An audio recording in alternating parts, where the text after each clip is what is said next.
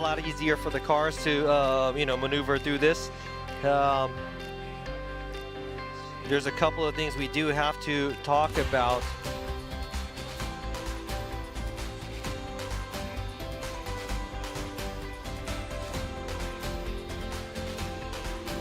So August 31st and September 1st, there was supposed to be a two-day event of a Yokohama Tire Presents Formula Drift Japan FDJ2. The team and the staff, everybody, since we had a typhoon coming and the weather was really bad, and didn't look like it was going to happen, not just because of the weather, but then people having to travel, and we didn't want the roads to be closed and all that stuff. So round 5, I know a lot of people have been looking forward to it, and everybody who wanted to get there, the drivers, teams, and everybody, really sorry about that. It will be changed to Okayama Motor Park in October 25th, which is a Friday. It's going to be a Friday and Saturday event, October 25 and 26. So that's round 5, but that's going to be the final round. We're calling this round round 6. It might be a little confusing, but we got one more round, which is going to be a round 5. They're not going to change the name. So here at Okayama is going to be round 6. It's going to be round 5 that we have at Okayama for October 25 and 26.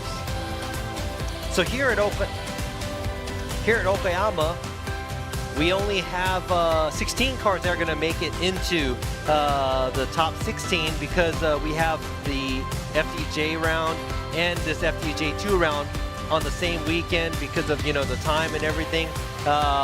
We had to cram everything together, so we're going to start off with the top 16. So don't get confused. But here we go. Let's go ahead and introduce to you what is this spec series. So we have Yokohama Tire for FDJ2. It's a spec series. All the vehicles will be on Advan Naova 8009. So here you go. You got the white lettering for the tires. All come from the same place. It's going to be equal condition for all the drivers, and I guess these tires are actually being used for the FDJ drivers as well, so it's the same exact thing. Spec series with Yokohama tires is pretty cool to have, and very even for everybody. So here we go. We have Yoichi Mamura as one of the judges, and also Tadahiro Fukada as the second judge. And we have Mr. Akutsu. He's the Japanese MC. If you want to see the live stream in Japanese, you can check out the Japanese live stream. And next to Fukada, we have Kenji Yamanaka, ex-FD driver, and my name is Robbie Nishida. I will be doing the English side, the international side of the live stream. So thank you for having us here at Okayama. I would like to say it would have been nice to say, the very beautiful weather, but not so beautiful. All right, so let's go ahead and go into the rules and the way they judge the event. So here you go. This is a short clip. Please enjoy. やあみんな、フォーミュラドリフトジャパンのルール判定システムについて説明するよ。まずは優勝までの道のり。大会は予選と決勝に分かれます。予選は単独走行方式。単独で2度走行し、高い方のポイントで上位32位までの決勝進出を争います。決勝は2台によるタンデムバトル方式。先行と後攻を入れ替えての2度の走行による勝ち抜き戦です。これらのコンペティションを決めるのは3名のジャッジ。それぞれライン、アングル、スタイルという視点で判定をします。持ち点はライン35ポイント、アングル35ポイント、スタイル30ポイントの合計100ポイントです。ラインとは規定された各ゾーンをより近く、より理想的なラインで通過できているかを判定します。リアタイヤの設置部分がゾーンの外側のラインをなぞることが高得点のコツ。4本のタイヤのうち3本がラインの外側に出てしまったらポイントは0点になります。各大会によってそれぞれのゾーンに規定ポイントが振り分けられています。アングルとはコースに設定されたゾーンのラインに対してどれだけ深い角度でスムーズに通過しているかを採点します。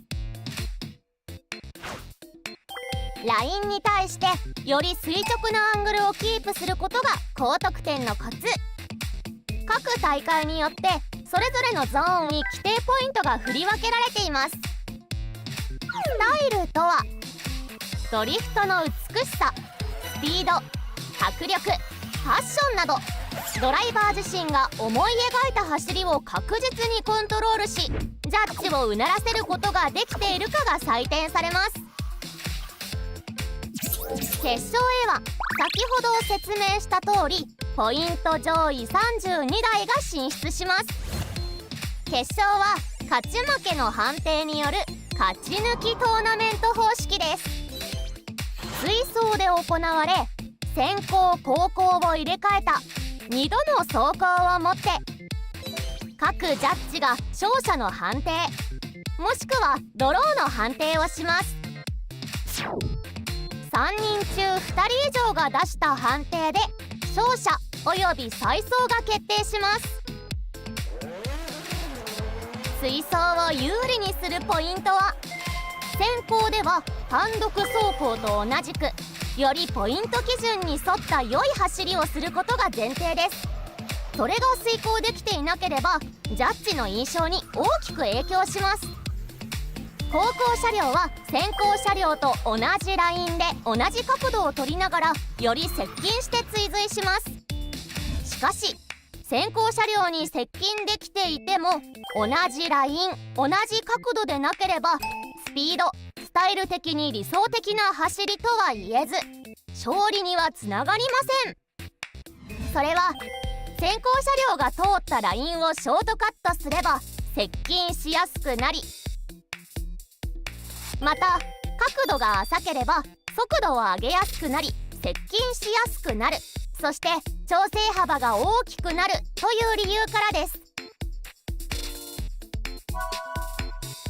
審査はジャッジ席で行っているのでそこから見た判断になります。そのためにジャッジ席の真横に各チーム1人が入れるスポッター席という場所を設けており、ジャッジの見え方をドライバー、チームスタッフと共有できるようになっています。観客席などジャッジ席以外の場所で見ていた場合、審査結果と全く違うように見えることがあります。ライブ放送で見ていた場合も同じように感じる場合がありますが、それはこの競技がジャッジ席からどのように見えているかで審査されるためです。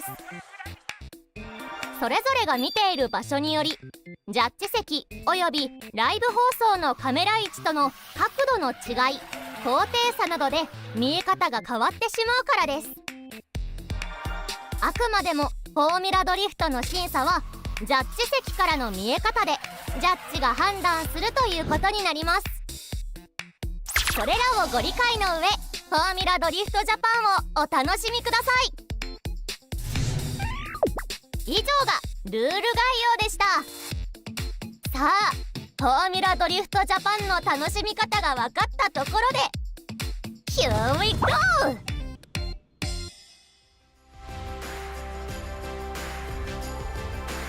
Here we go. Like they said, that was a very simple way of putting it. Hopefully you guys understand all of it. I think I had subtitles, so should be good. So, yeah, it's just like every other drifting events that they have all over the world. They have outside zones, and the way the points are divided may be a little different here and there. But for FD Japan, they got the 35-35 for both of line and angle, then 30 for style. And here you go, outside zone 1, 10 points. Touch and go, 5 points. Outside zone 2, right in front of the judging stand is a 5-point area. And the outside zone 3, where the wall is, that's 10 points. And the last inside clip before the finish line is 5 points. Total 35 points each with line and angle. And the style is going to be 30 points. And the style judge, they're looking at overall how stable the car is, initiation, transition, etc., etc. You guys probably been watching all this stuff. You guys probably know more than us, so if there's anything, leave them in the comments. I'll try to go over them as much as possible. And let's go ahead and check out some of the battles that we have up until now. And who is in the ranks? Here you go right here. Round 1, we have Yoza. Round 2, Yoza. 2 events in a row. And for round 3, we have Mr. Daniel, all the way from Australia. He is the winner at round 3 at Sugo, which is the big track. This is similar here in Okayama. And round 4, Nico, which is a little more smaller track. Kawase, the young driver. And he's still in high school. He took the win. So we got 3 winners throughout the past 4 rounds. And like I said earlier, we have round 5, which is going to be after this round because we missed it because of the typhoon. And right here, top in first place, we got Yoza. Harry Yoza with 315 points. Second place, we got Koji Nagase, 272 points. And third, we got Mr. Daniel with 231 points. Fourth, we have Reiya Kawase with 209 points. And in fifth, we got Shinichi Ishizuka with 154 points.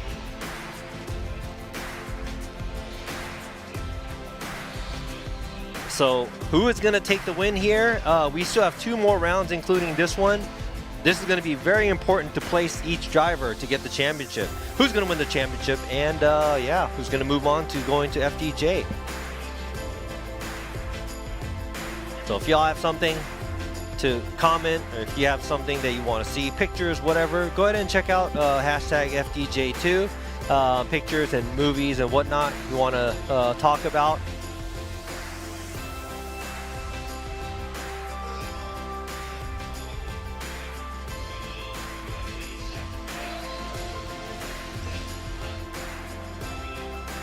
Yeah, so they're talking about, yeah, trying to get that on the trend on X, I think, or hashtag FDJ2. So those of you watching, comment, say something, anything you want, it's cool. All right, so it's been a little bit. I haven't done the commentary in FDJ2 in a while. Only the rounds that we have in 2 with that Formula Drift Japan and FDJ2 rounds together. Here you go, we got Fukada out there facing the stand. They're, yeah, so yeah, take a picture and post if you feel like it. And Fukada is a taller gentleman, so they said, you know, since it is a huge track, it's a bigger track, so need a taller guy like him to hold the sign.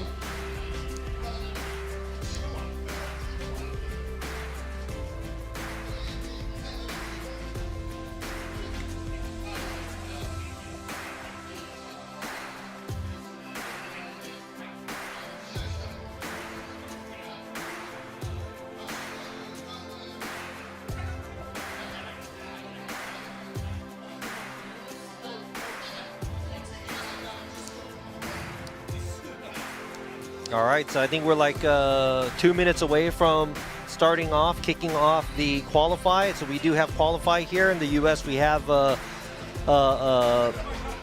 seating bracket. So we only have tandem battles, but here we still do have the qualify.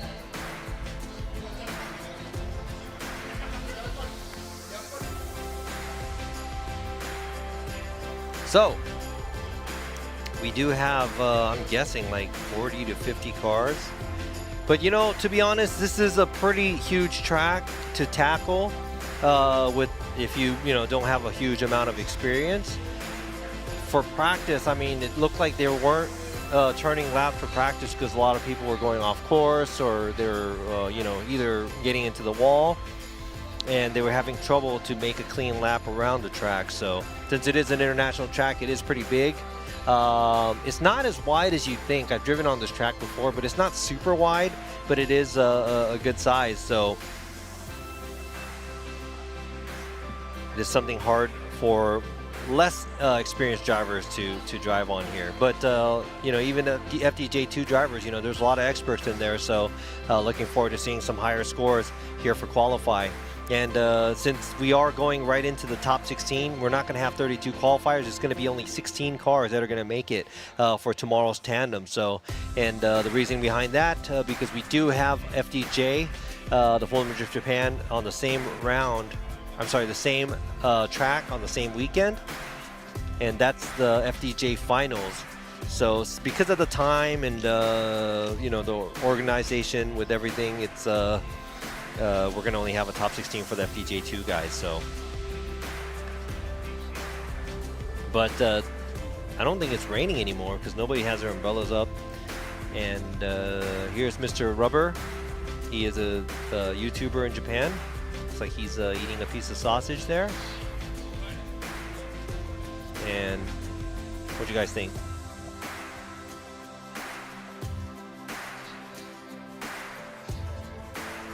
Looks like he's acting like he's studying the track, maybe. I'm not sure. But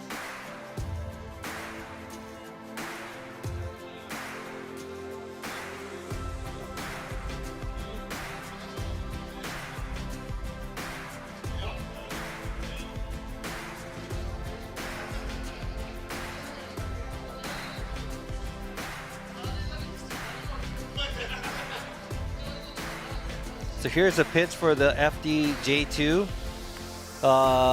We have the race car pits, but that's filled with the Formula Drift Japan drivers. They call it J1, J2 here, but J1. The J2 guys are outside under the tents and stuff, so. All right. Yeah, so good to be back to be able to talk with you guys. Hey man Robbie, thank you. All right, it says let's go Team Vicolo. All right, so the first driver up, car number 416 from KCM Trade, driving the JZX 100 Chaser. It is Ryan Tsui. Let's call him Ryan, because I might be saying it wrong. So go ahead and see. Slowly starting to start. Big body JZX. Looks like he's taking it really easy, and ooh, first car out into the kitty litter, and that looks like he's gonna need a tow. Oh man, this is gonna be a long one. There may be a lot of these, especially right now. I was going to say earlier that it's not raining anymore, and the track is semi-drying. Like you saw him, Ryan, when he initiated, we saw a puff of smoke, tire smoke, and that shows that, you know, the track isn't as damp. But then there's probably areas that are wet. It's probably, you know, half damp. This is probably the worst condition to have to drive in, but gonna have to do it. So we got Ryan kind of taking it easy on the straightaway.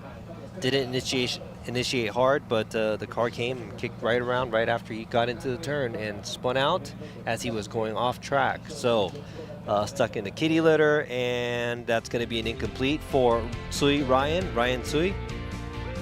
Still the first run. He still got his second run. So hopefully he can get that second run together. All right, so we're going to have a little bit of time here. So if y'all have any questions that I can answer, I can go ahead and do that as well. Okayama in the wet is always fun. Any racetrack, wet or dry, is, in my opinion, fun.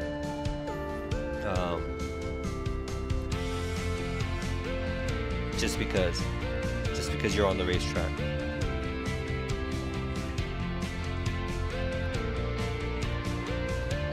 All right. Oh, actually, it's going smoothly.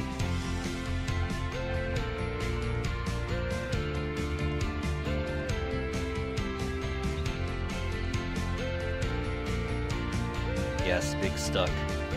But they pulled out the vehicle fairly easily, and hopefully he drives on the side where he doesn't drop all the gravel into the track, because that could cause another delay where the guys are pushing, or, you know, trying to clean off the track, take all the gravel off.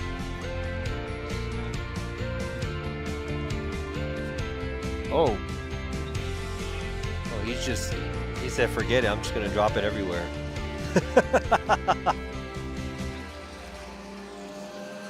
Yeah, not even in the grass, but it's cool.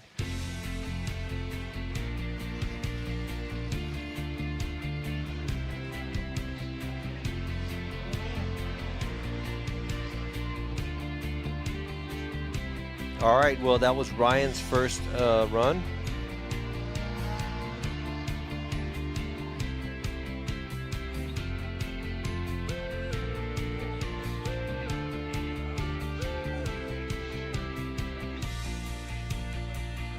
Yes, you saw that Land Cruiser Prado, their tow vehicle. And yes, a bad day racing still is better than sitting in the office. Or is it? At least if you're in the office, the AC works or the heater works. Depends, see, everything is perspective, right? All right, so looks like we have our next drivers staged right here.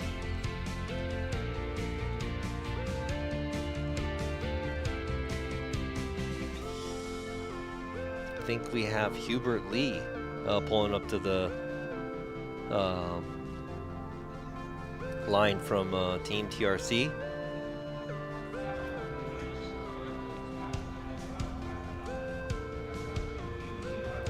Hubert in the GR86.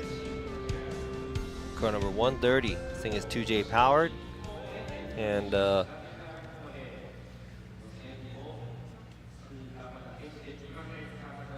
all the way from Hong Kong.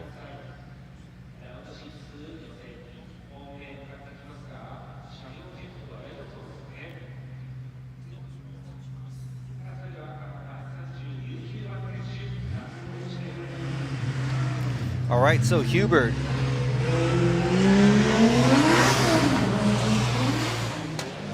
Still see some wet on the straight, but right there initiating.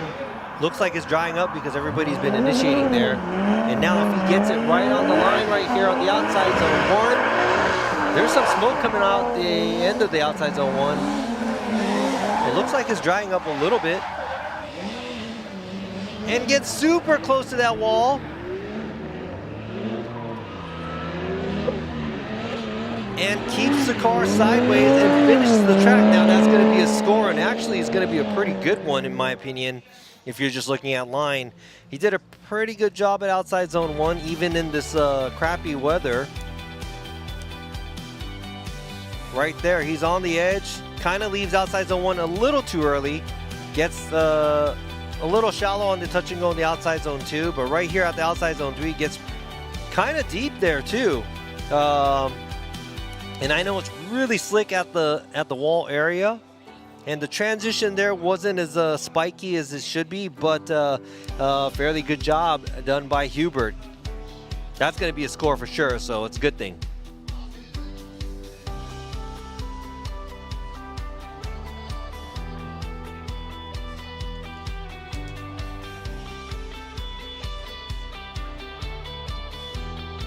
So I think the later you're going to go here is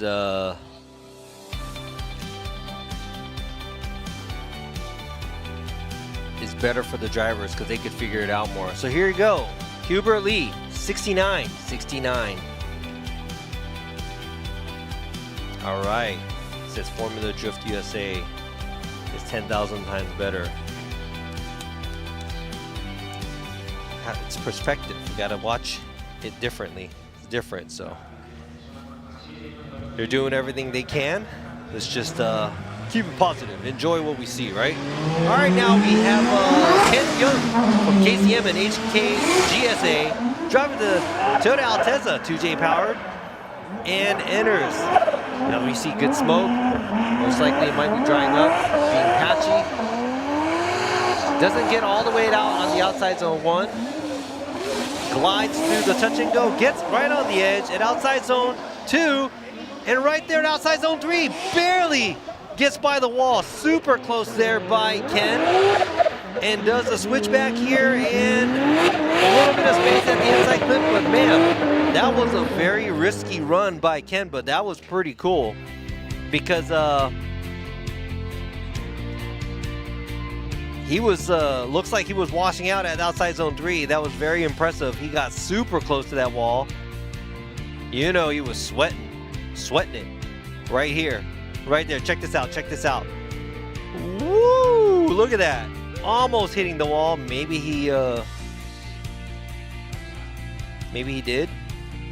Barely. But yeah, great job by Ken. That was a pretty smooth, I mean, not smooth, but pulled together a risky run. And I think that was very exciting to see because, you know, I'm pretty sure some of y'all probably thought that he was going to go into the wall, but he didn't.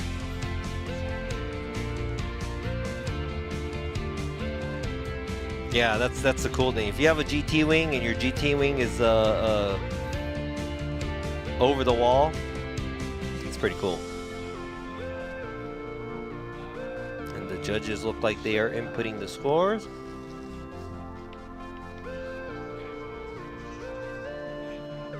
All right, so we can start y'all could start guessing. I want to see how good of a judge you guys are. So earlier we can gauge it off Huber. He got 69, and Ken gets a 77. 77.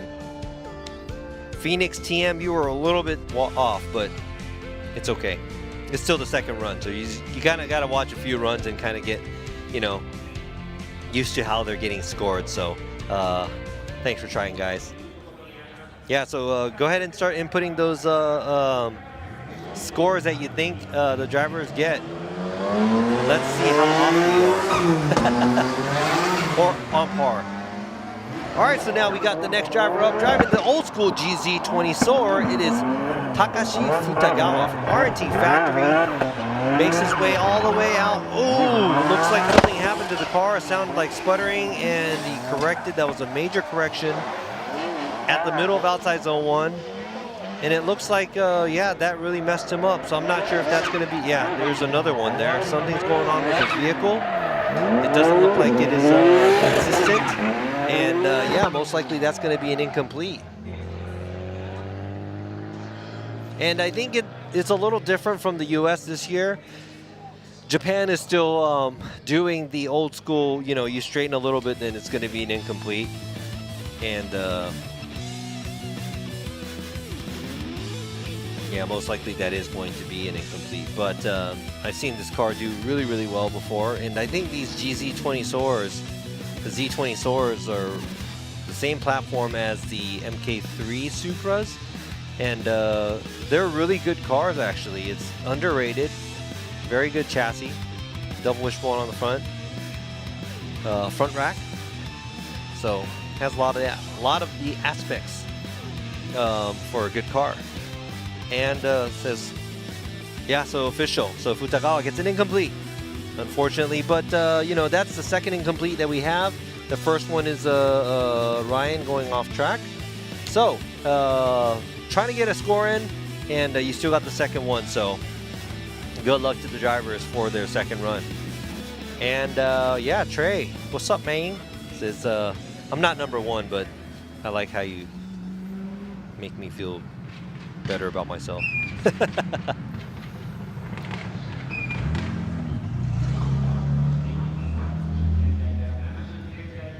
Whoa, Tony.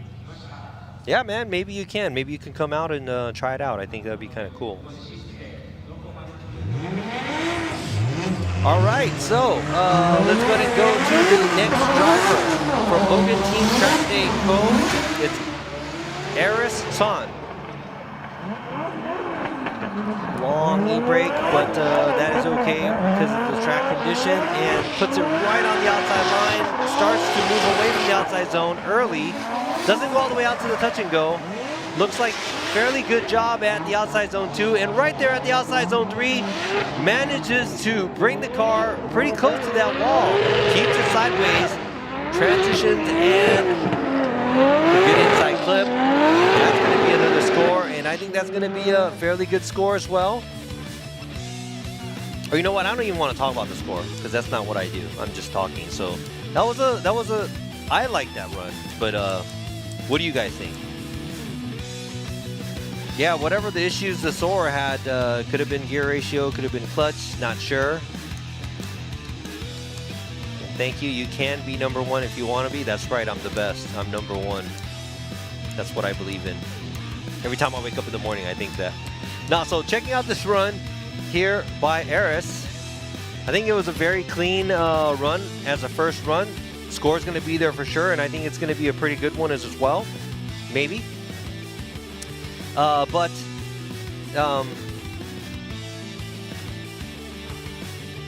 Yeah, so we got some 70s. Wow, we got an 82 as well.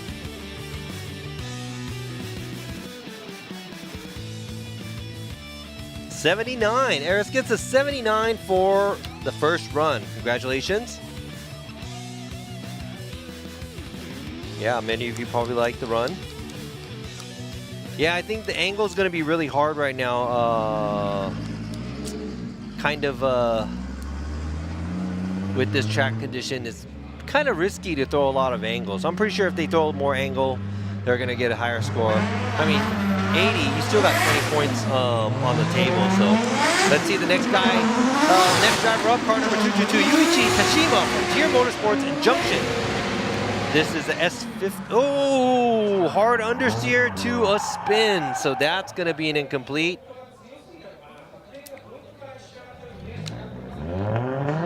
Yeah, there's a lot of rain events here in Japan. I think it's just the way it is. It's not like California where it never rains.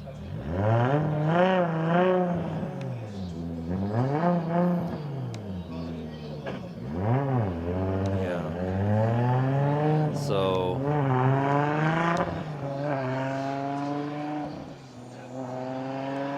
it's like he understeered into the track and reacted a little bit too much and spun out, so that's going to be an incomplete. Understeer and oversteer.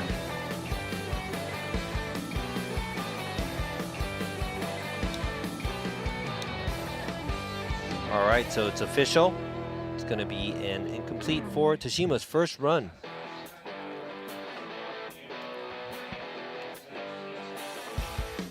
Now, see, I could score that. I knew it was going to be an incomplete, so. Oh, man. You're lucky you're in California right now. California has probably by far the best weather in the world, almost. Almost. I said that because some of you probably don't agree. All right, now we're going to go on to the next driver. Car number 22, Yasuo Takano from Team Garage Geraldo. And a semi-flick there, a little wavy on the e-brake, going to the outside zone 1, but a middle line, a safe line, and too much spin there at the touch and go, and the car spun all the way around. That's going to be an incomplete.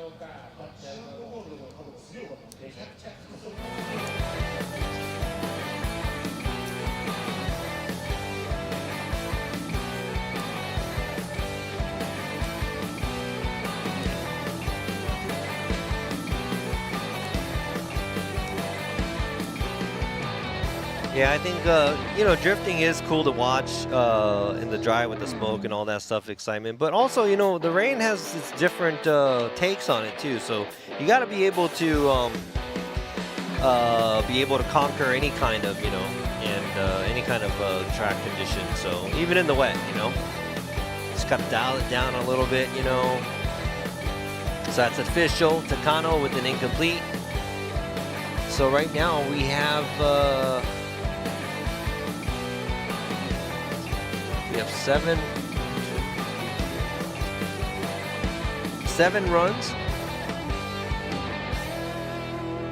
and 3 scores as of now.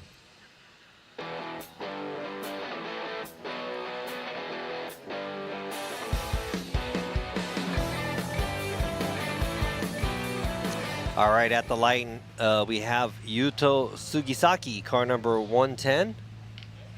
In his yellow S15 Sylvia from Team LG Project.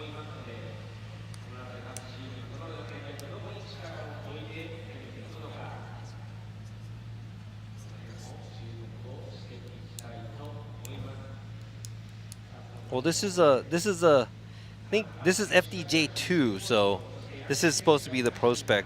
So I would say some other drivers maybe a little bit less experienced, but they're all trying, so you got to give them props, you know. And we got that's not the next car up, because that would be kind of cool if that thing was hauling ass down the straight and just yanked it, came out sideways.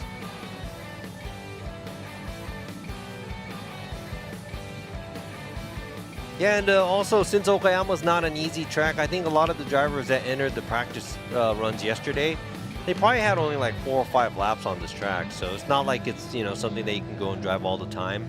So that makes it even harder, you know, entering at a track like this, and it's more intimidating. And also, you know, there's less, there's not a lot of wall tracks in Japan too. So that's probably another intimidating part of to the Japanese drivers. So a little different from where everybody's coming from. All right, now we got Sugisaki.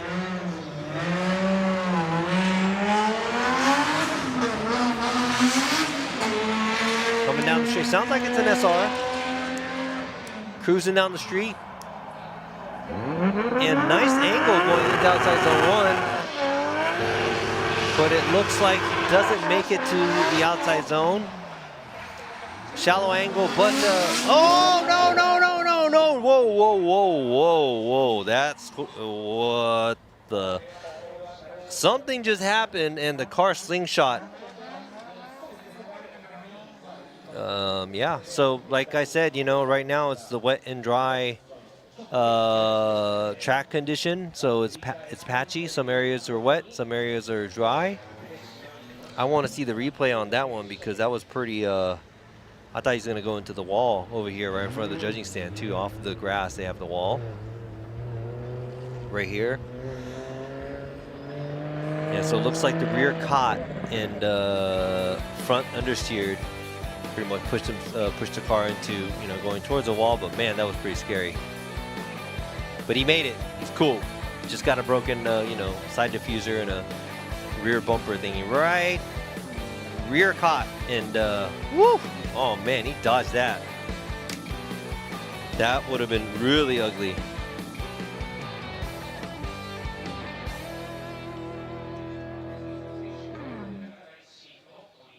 Yeah, so Sugisaki, it's official, it's an incomplete, but he still got two more runs.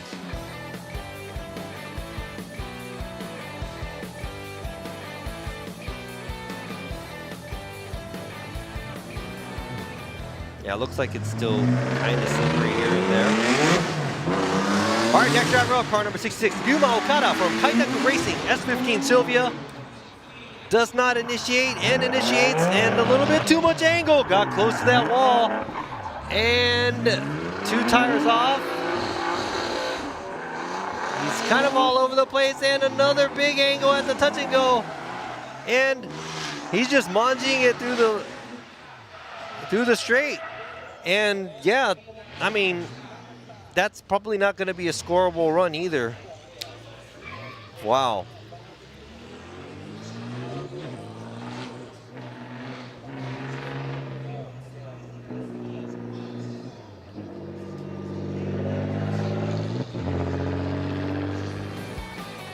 Yeah, it's really hard to announce what was going on right there because he was already 3 tires off on the inside and 3 tires off on the outside. So that's already an incomplete. And yeah.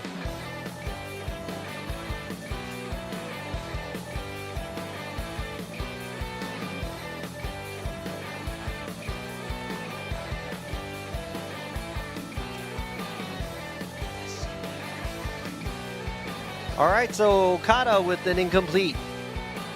So that's 4 incompletes in a row. Yeah, we need 16 scores at least, so we have 3 right now. I'm pretty sure a lot of the guys that are coming up after this will be able to do that as well. Just gotta, yeah, bear with me, guys. Hopefully the day will get better. All right, so they're cleaning the track with the witch brooms, the JDM witch. They're really useful though. They kind of pick up small to large, yeah, objects, debris.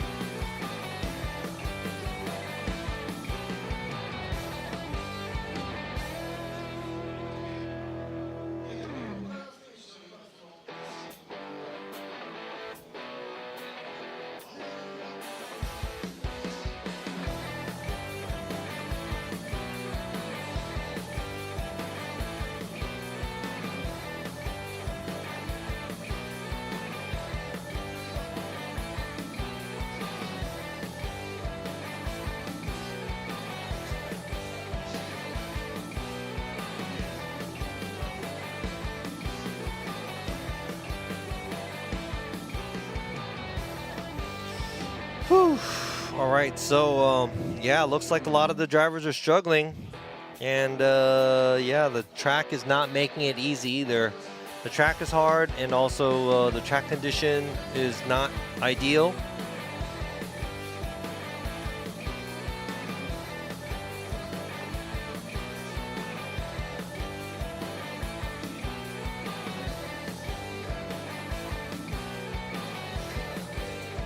So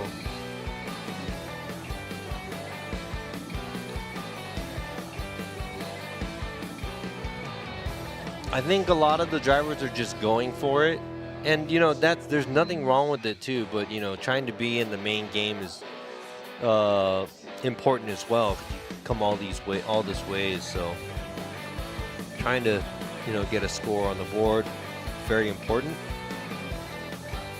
And yeah, right now the Isuzu truck got an incomplete, and there's Hibino there driving the sim. He's saying, "I drive the sim. I drive the sim." He's like, "Come on, come on." Oh, he wants people to challenge him, maybe. I think that's what he's saying. All right, so we got the pit area for the J2. Ooh, that's Mizuno's car. He wrecked it all the way around during practice yesterday, and not driving. He's like, "Ah, don't film my car." Kind of, yeah. I'm embarrassed. So go away. Get out of here.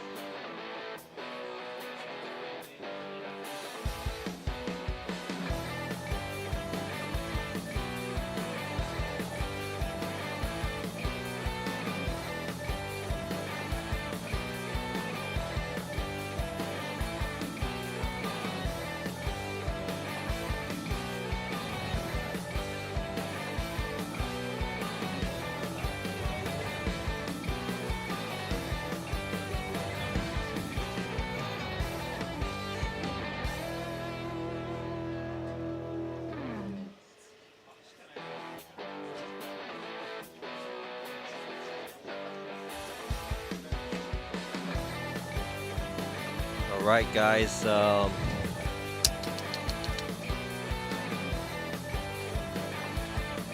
Yeah, 9 runs, 3 incompletes. Need some scores here.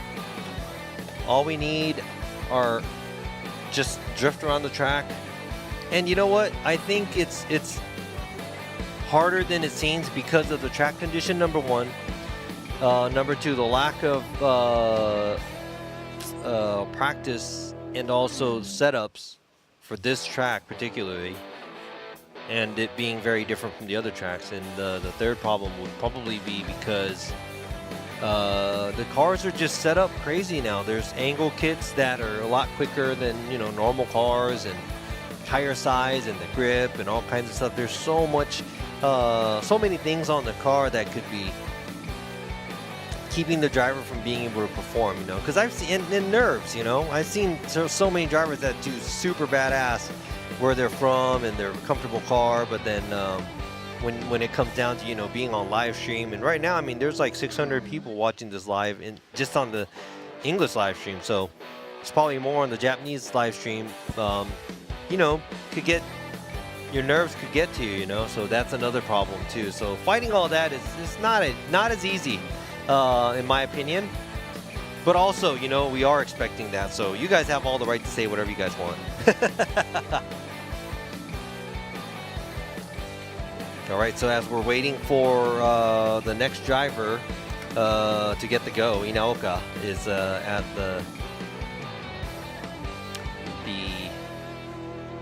the start line. Yeah, I driven on this Okayama track a long time ago. I really liked it. It has a good flow. It has a little bit of everything. It has a long outside zone. It has switchbacks. It has a little bit of a wall. There's an in clip, and it's kind of an on throttle track. And I think the decel would just be right after the outside zone 2, going to the outside zone 3. That's probably the only decel zone. If we had a decel zone, that's probably the only place we'd see. But then, yeah, pretty cool track. The pits are cool.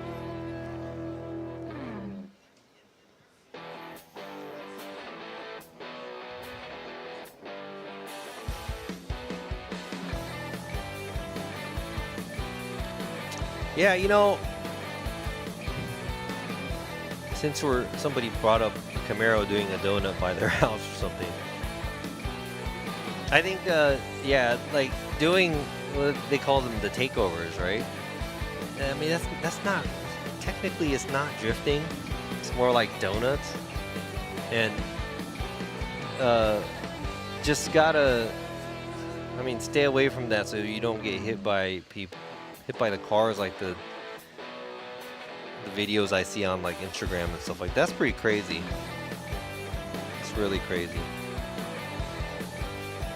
Well, you know what? Some people like to risk it, right? I guess to get hurt. Maybe that's fun. I just don't know I don't have sympathy for that kind of pain. Yeah, the tractor is ready to take a shower, so had the shower curtains there. Keeps the rain out. Hey, whatever that's gonna make it work, it's gonna make it work. So, and I just heard that it's gonna take a couple more minutes. So, got a couple minutes to burn.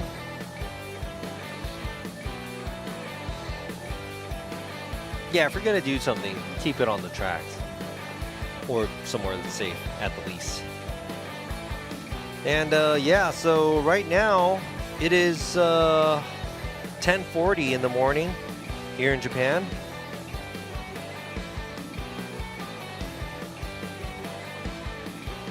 What time is it for where are you guys at right now? It's time for brunch for me, but I haven't ate breakfast. But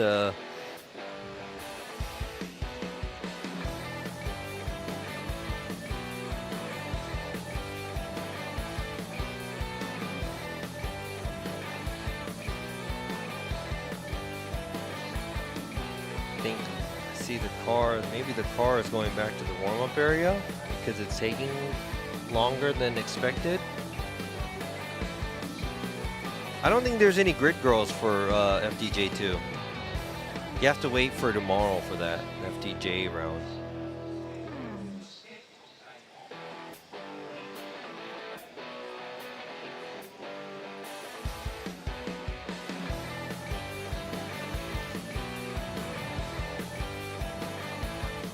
Well, it's in the afternoon in New Zealand. Well, it's not super crazy.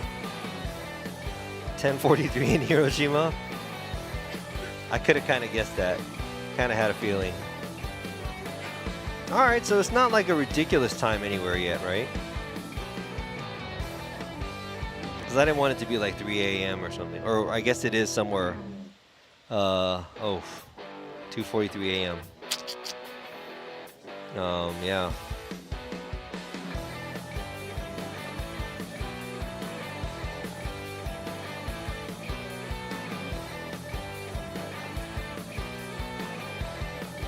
Yeah, everybody, it's all, if it's a unibody vehicle, you can choose whatever car you want. So it's really up to the team. Like, let's say they might have certain sponsors that they have to use something, maybe, you know, I'm not sure. All right, yeah, from Canada, not too late either. Yeah, you got Masayama, you rooting for Masayama? Yeah, he'll be out here tomorrow. And yes, the drift girls. You mean the drivers or the girls at the cheerleaders?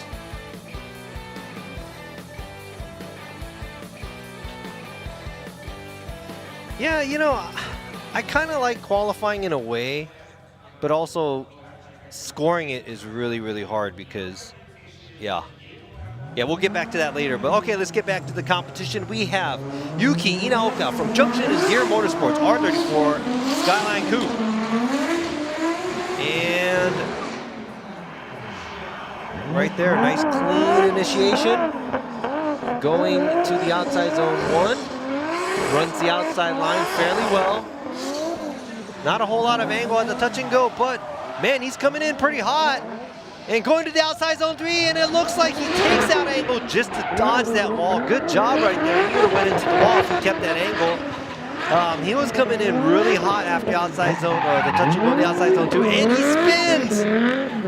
He spins across the finish line, and oh man, now it's really up to the judges, but usually FD rules, if you're spinning through the finish line, that's pretty much saying that you don't have control of your car during that drift.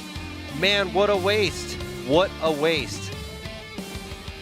Not sure if not sure if the judges are going to incomplete that or not. Man, ooh. Super early in Saudi Arabia, yeah. Thanks for watching. Yeah, the boys want the cheerleaders. All right, Inoka, that is official. It's an incomplete, unfortunately. Man.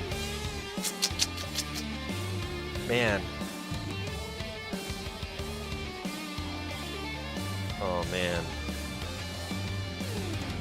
Yeah, sick car, though. So close. All right, so the next driver up, we have Ueno. Adoru Ueno. Adoru Ueno. That is from Team Vertex. His father is Takahiro Ueno. Very, very famous long-term drifter. I think he never missed a round in D1. His son is here, driving for FDJ2.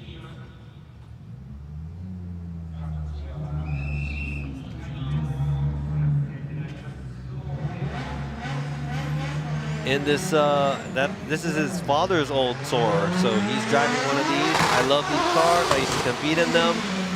And this driver is wild and very precise. Young. He's like 20. Here you go. Initiates, keeps that angle, makes his way, tries to. Car's about to correct. Didn't straighten. Taking the middle line, but he spins right out at the outside zone 2. Does a 360, and man, that is going to be another incomplete. Coming in a little too hot after the touch and go. That was kind of a waste. Ooh, very fast, but yeah. FD, well, not sure about the Japan, but then the US FD is not really looking for the speed, more looking for the line and the accuracy. And it's funny because a lot of people talk about speed, but these cars are super fast anyways. Like, you know, cars are going like 100 plus, close to 100 miles, you know, a little under maybe 80, 90 miles, whatever at Irwindale on the banks and stuff. So very fast cars. These are rocket ships. So that's official. Ueno gets an incomplete for his first run. All these drivers with the incompletes, they still have their second run. Hopefully the track condition changes, gets a little better for them, and they could put down a score. And we have Timmy Woo for his first run from Team TRC, driving the GR86.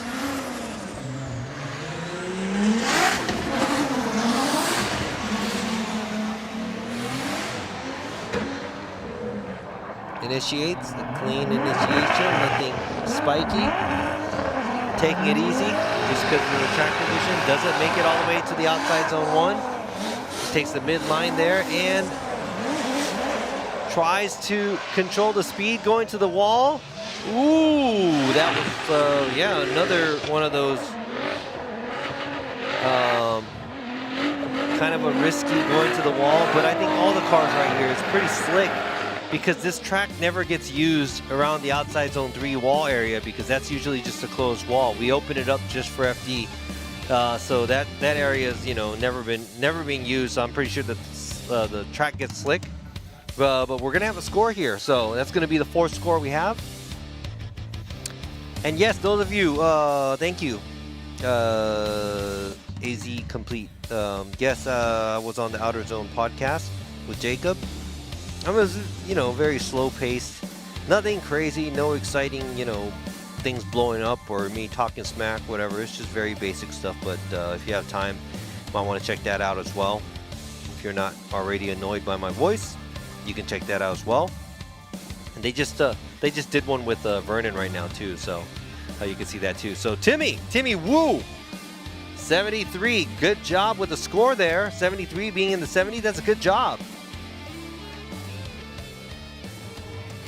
All right.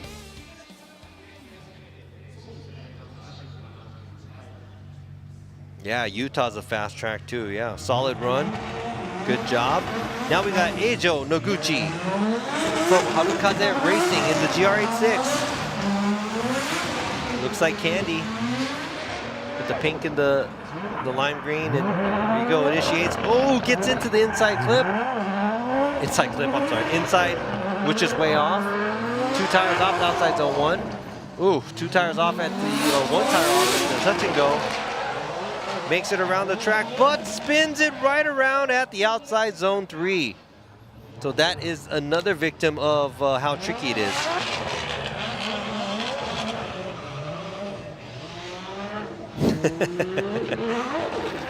It's Nishida, Nishida.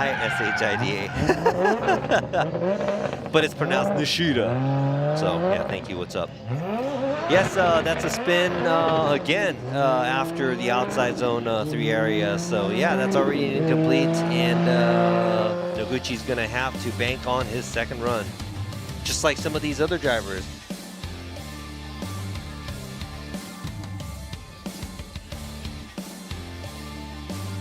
"13 drivers, only 4 scores." So we have 9 incompletes right here. Like I said, track condition is not good, and many reasons for a lot of these drivers probably. So better luck for them for their second run. So Noguchi, it's official, incomplete.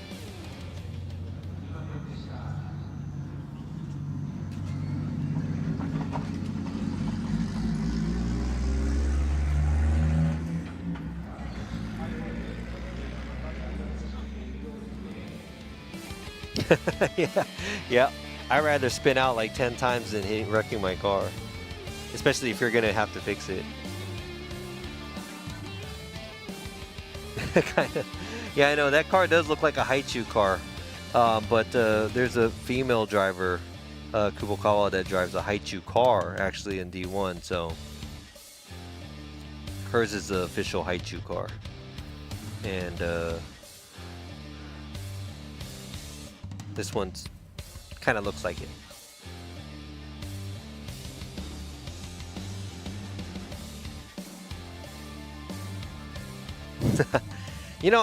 Sometimes a lot of the drivers, like right now, it's very slow paced. A lot of guys are incompleting, but then there's a lot of reasons behind it, and everybody always says like, "Oh yeah, it sucks" or whatever. It's like, no, it's like there's probably more than that. It's different. When you're at your favorite track, in your comfortable car, and driving in the condition you usually drive at.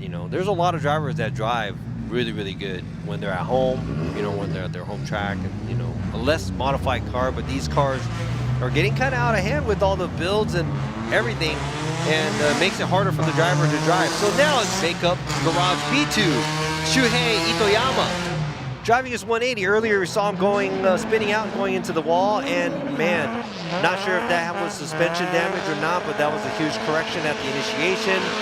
It looks like it's gripping up a lot, and yeah, making his way to the touch and go to the outside zone 2.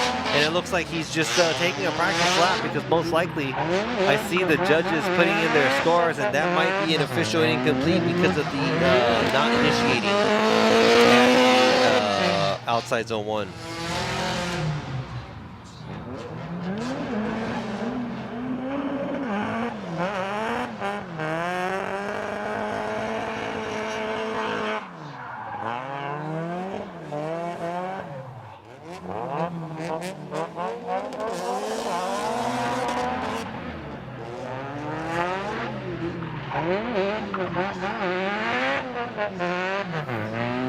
Yeah, so the lack of initiation. Yeah, SR20. It sounds like it's sputtering a little bit too, but But yeah, it's official. Itoyama incomplete for the first run. Hopefully he could put together a clean run for a second run. Yeah, it sounds like it's sputtering, it's missing, so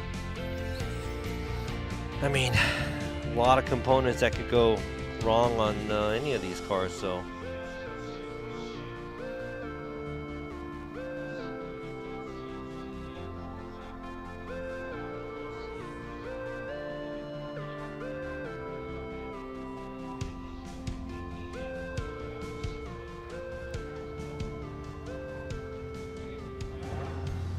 all right, and now we're looking at the next driver up.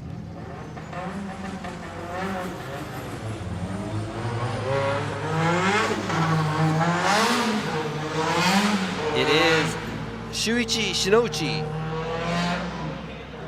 from Magician. And yeah, tried to initiate and the car kicked it the other way around.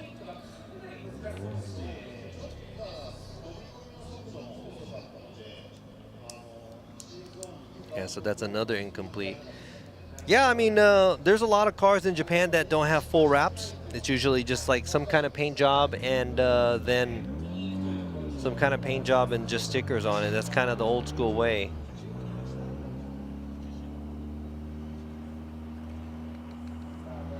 Yeah, I like the solid color with the sponsor stickers. And you know, it depends on the livery too. Some people have favorites and not favorites. Yeah, right here tries to kick it out and could not break the rear loose after the initiation, and yeah, gets an incomplete. Yeah, official. There you go. And my competition days. No, I don't. I'm okay. I mean, it would be cool if I could drive one day, but it's cool. We'll let the young guys take care of it. I'm not that good anyway, so. Now, this is the place where you can't just think you're number one and get there. There's a lot of obstacles that gets into when you're running a team, so yeah. All right, so we have 1, 2, 3, 4 scores, and I think we have 15 runs and 4 scores, so yes, it's gonna be a tough day for everybody. Yeah, so I think a lot of guys are hesitant carrying speed because they're not sure how slick it's gonna be. But there's a certain line going from the initiation area to the outside zone 1, which looks like it's a little dry. But by eye, it looks like everything is kind of damp, so it's really hard to say. But it's a big, risky track. All right, so we have Otahara Junior from Top Garage. Spoke with him a couple months ago. Really cool dude. He's taking it to the extent it's hobby and having fun. Supporting, I think Top Garage is where he works at, I believe. Nice initiation. And I believe he was really good in the rain every time. And look at this, car is very stable. It's an R34 Skyline with the Stagia front end. Oh, is that a straightening or is that just getting super shallow? But he keeps it going. Keeps it going, so we might have another score in there. And I think we have another score. I have my fingers crossed. I have my hands in my pocket, but yeah.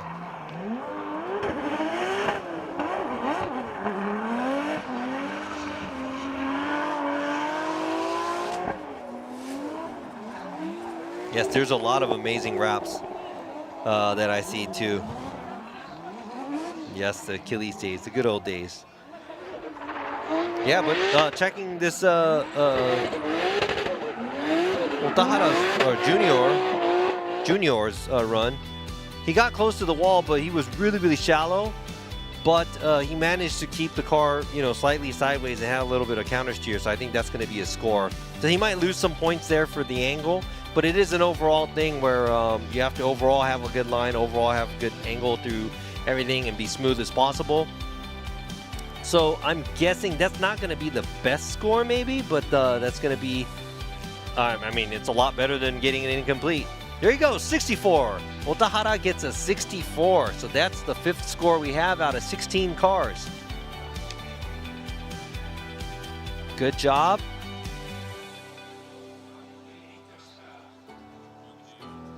We have the pits over here. Everybody just standing around chilling. It's like, yeah, man, what do you want to eat for lunch? I don't know. Well, that's what I'd be talking about. All right. So we got all those tire manufacturer Noboris there. But FDJ2 is Yokohama Tire Presents. So all the drivers and teams are on Yokohama's here, 8009s. And we have they have a FDJ3 as well, which is not on the same weekends as FDJ2 or Formula Drift Japan. They use the Yokohama, I think it's called the V601s. Those are like 300 treadwear tires. That's also a spec series. It's pretty fun to watch that too. All right, so we have Kevin Lee from Boss Panda Motorsports. Uh-oh.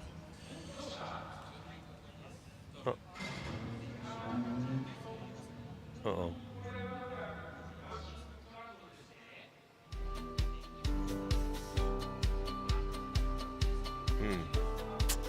Something broke. It's probably drivetrain something, so... Yeah, Eric got that right, 64. Good job. Sorry, the comments and me reading it and answering is a little off, so.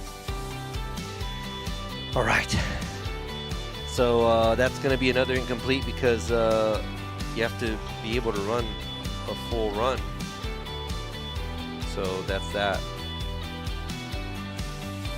Man, that's 12 cars with incompletes.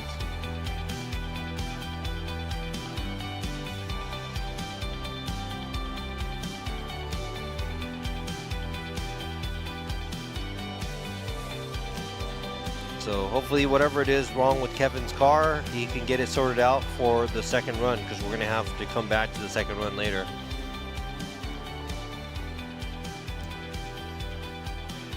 All right, there you go. Another Land Cruiser is checking out the track. Make sure everything is good.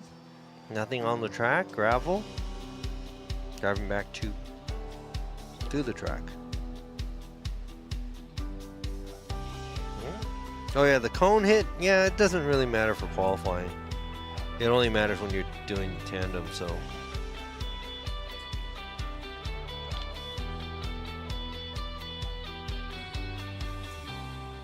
Yeah, I don't know if he stalled or I don't know if something happened, but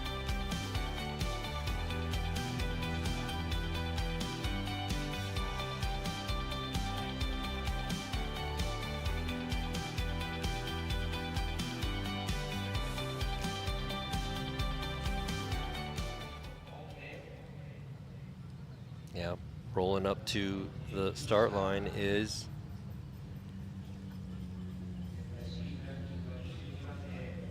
from RS Watanabe, Garedori Kai, Buy Now Japan. He's the owner of Buy Now Japan. It is Raman Russell Raman. Everybody calls him Rama, but maybe that's his last name. All right, so Rama in his beast of a car, JZX 100, initiates. Let's see how well he can tackle this track. Right in the middle of the track. Transitions to the touch and go area. A little bit of angle. Outside zone 2. And straightens. And a little bit too much angle. Oh, understeers. No. Rama, no. That's it. That's going to be another incomplete. And, you know, like I said, everybody always jokes about, you know, these cars being driven and somehow it doesn't look as good when it's dry. But usually in the dry, they have the car where it's very, or you can kind of push the car, and these cars need to be a little pushed to be able to drive. So it's not the type of car that's going to be, you know, pedaled around the track. So yeah, like a stock S13 would probably be perfect. or a stock Daisy X or something. But you know, these cars have like crazy angle kits and all kinds of stuff, which could make it really, really difficult for the drivers to tame these things on track conditions like this, especially. So, yeah, not good for Rama. But the first run is going to be an incomplete. Better luck for him for the second one.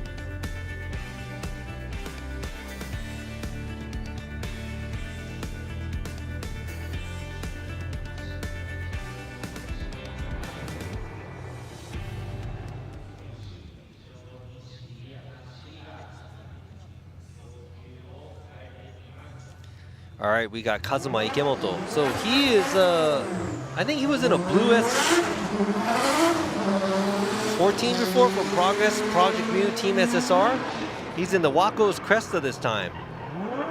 Or maybe because I haven't seen him all day, maybe that's what he's been driving all year. This is pretty much the second FDJ2 I have been to. Right there, looks good. A lot of angle at the touch and go. Slowing down the car, is it slowing up? And he is right next to the wall. Great job there. And the transition makes his way back, tries to get close to the inside clip, but he looks like he got a little too far. But you know what? Very impressive, kicking a lot of angle at the touch and go. And you know what? Maybe because it's slick, maybe he didn't mean to, but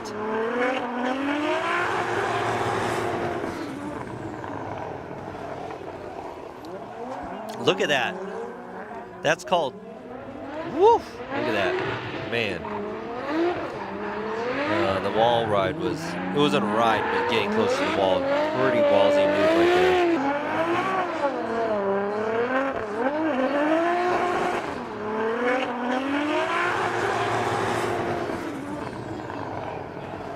Yeah, the track is getting patchy for sure. Able to put down a score. That's going to be the 6-1. 6th score we have.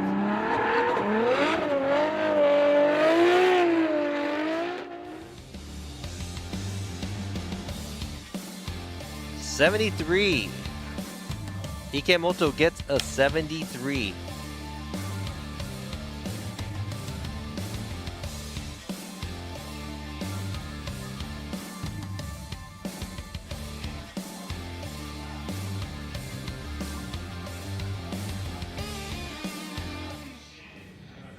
All right, we got Tomoharu Nishizaki next from Tanematsu Thunderbird. Right here. Now, that's what I was saying. He might do pretty good in this condition. Looking at the car, the way it's very, very basic, or looks basic from, you know, maybe I may be wrong. Right here. Doesn't make it to the outside zone. Touch and go a little early at the touch and go. And makes its way through outside zone 2 and gets closer to the wall and spins out. You know what? I take it back. I was wrong. It's just hard for any kind of car. Sorry, guys. See, that's why I'm a bad judge.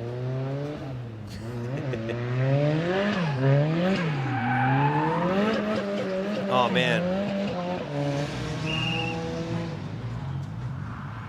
Yeah, I can't say, I don't want to say things like that on the live stream. Yes, it's like playing chicken. Who gets closer to the wall? I mean, that's where the outside zone is, and you know the car's gonna have to get close there. So the closer, the better. And in between those cones, if you're in there longer, it's better.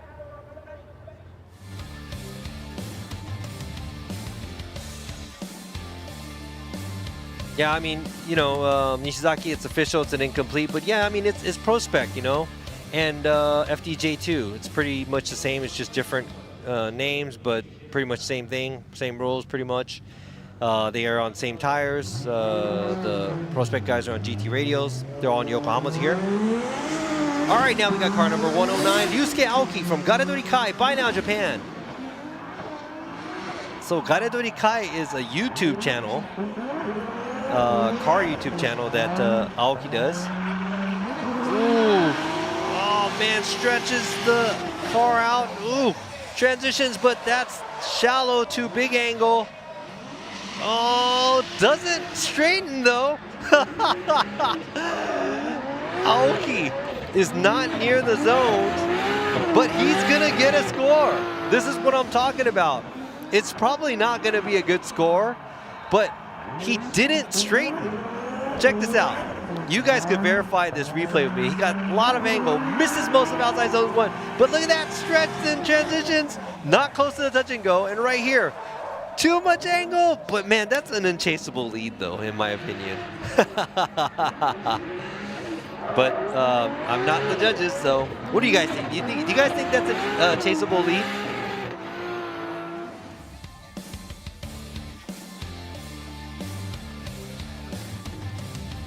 Yeah,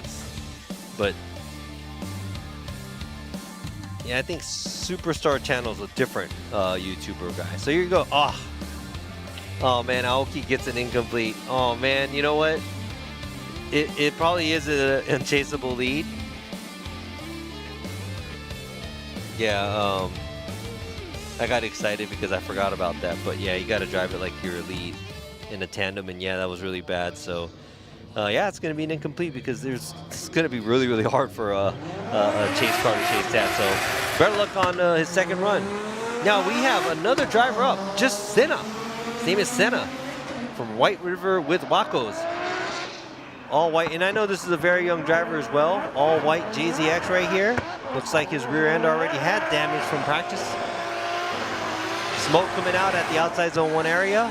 Touch and go, and man, he is coming in hot. He's coming in hot. He's coming in way too hot, and he had to shout. Man, man. I'm sorry. Tell me to shut up. I said he's coming in hot 3 times. But yeah, that's how it was. I mean,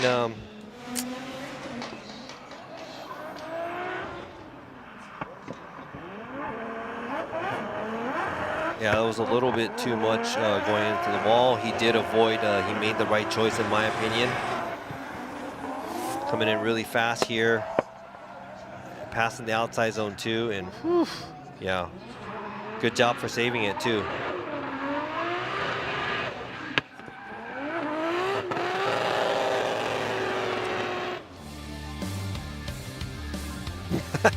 I know if you're dedicated, it's chaseable, but yeah, but you can't straighten either in the chase too. So. You know, besides the point, it was not a good lead. But check this one out. Like, yeah, it's an incomplete, but he was going in pretty hot there. So, unfortunate.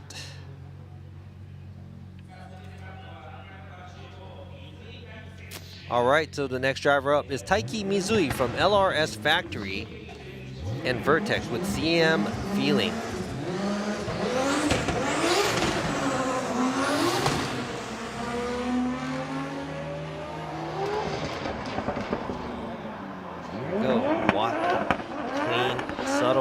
Initiation, makes his way not too close to the outside zone 1, driving in the middle of the track, gets closer to the outside zone 2 area, and gets not as close at the wall, but just putting together a run. Oh. All right, so.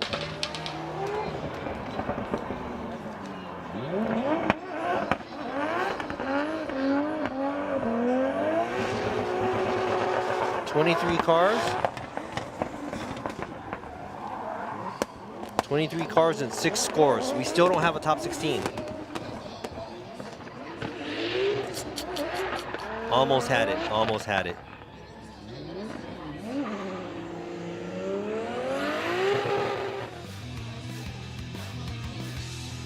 Hot. If you got a drink every time I say hot, take a shot.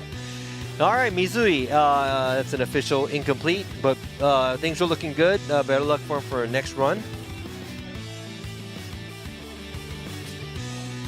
All right, you know, there's a lot of things that makes it harder here. So just watch it to the end, and let's see what's going to happen for the second run for these drivers.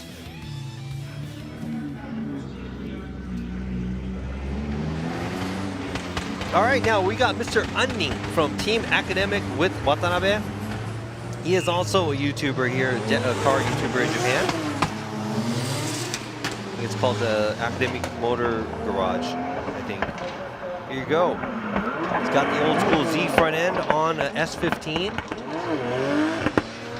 Looks like he was taking it very, very carefully at outside zone 1, but a lot of smoke. Touch and go. And right there, outside zone 2, flicks it out. Oh! Hard straighten at the wall.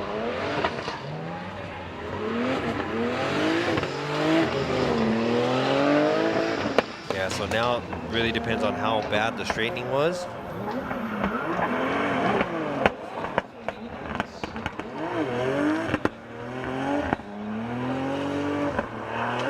The car is popping.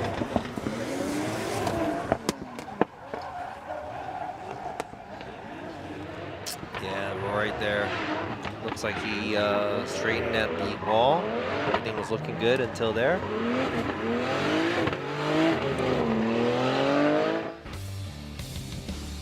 All right, we've got the cheerleaders here for Mr. Anning. Mr. Anning with an incomplete for his first run.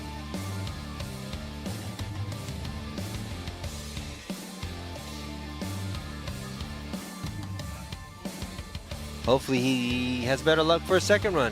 He didn't straighten, could have got a score, so it is what it is. So who likes that front end on that Z front end on the S15? Well, who likes this traditional S15 that's being driven by Kiminobu Deguchi from Buy Now Japan with D's Enterprise. Hey, D's Enterprise, D's. Here you go, outside zone 1. And he comes in hot, misses the outside zone 2, passes it, tries to make it around, but I don't think so. It's probably not gonna work. You know, so what happens is the car gains traction because some of the track is dry, and they carry a lot of speed coming in to the touch and go, and instead of going sideways, the car gains more speed going more shallow angled, like right here. Not so much angled, and the car wants to go, passes the outside zone 2, should be doing a transition right after the touch and go, but could not, and yeah, threw him offline. And that's gonna be it for his first run.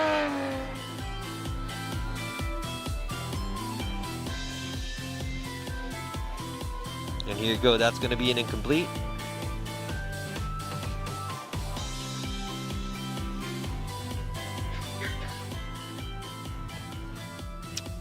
And that's right, D's Enterprise. Incomplete. And no, I think Minoa is going, the mom, Masayo, the mama Minoa is going in three more cars, I think. And yes, FDJ2. We have Shoichi Katayama, fake Holo with Hibinojuku. Driving this JZX100, goes wide, initiates, but gets really close to the inside area, away from the outside zone. But this worked out because he's right on the outside line. And the switchback at the touch and go, he does slow down a lot. Not a good flow, but he's taking it safe to get a score out. And it looks very slick at the outside zone 3 along the wall. And man, he is putting together a run. And this is going to be a scored run. Just don't mess up after the finish line. Boom, there you go. Katayama did a good job around the track. Put together a run. Now it's going to be up to the judges. What is this score going to be? What do you guys think? Looks like he feels the outside zone 1 fairly good. Touch and go, maybe he has maybe a foot away. But gets pretty close on the outside zone 2 area and 3. Well, outside zone 3, I guess he could have been a little deeper, but good enough, staying away from that wall. And a little bit of space at the inside clip. So overall, not a huge amount of angle, but you know, we understand why. The track is kind of crappy. It's really hard to keep that, maintain that angle around the track. But yeah. All right, Katayama, 77. The 77.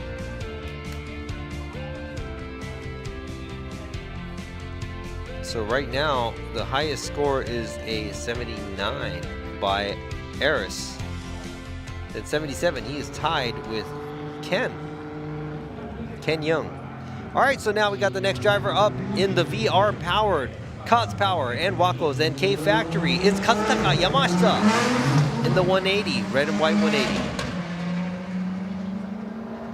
Let's go, more scores on the board, more scores on the board. Let's go, and oof.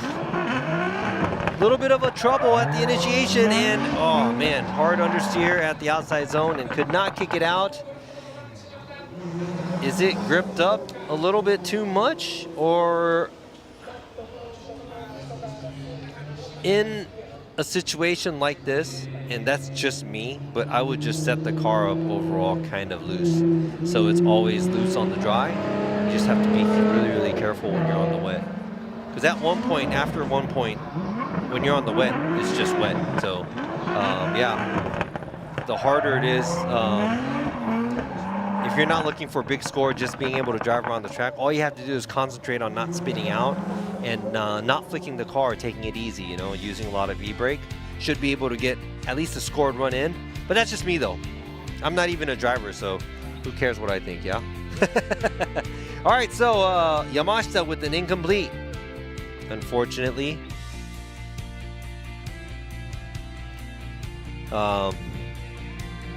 Yeah, so we still have 7 scores, so we still need 9 more. And I think we're getting close to the top 10 here. And we see her waving in the car. This is Mama Masayo Minowa, Mama Masayo Minowa, Hiroya Minowa's mother, FD USA competitor from Team Heyman.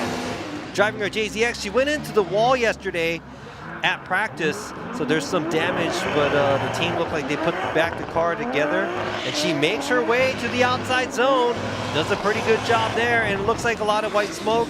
Car transitions at the touch and go, and boom, she makes her way to the outside zone 3, and does a good job there, even though she went into the wall. And good amount of angle coming out of the outside zone 3, and makes her way through the inside clip and finishes that track. Now that's gonna be a score. I see the Minowas, Shinji Minowa and Hiro Minowa, they're spotting for her, and I saw them clapping. So I think it went pretty well, in my opinion, and that might be the next leader, maybe points leader, but you know what, I don't want to speak too soon. But hey, maybe good drifting runs in the blood, because the mom drives, the father drives, well, the dad's the ex-driver in FD Japan.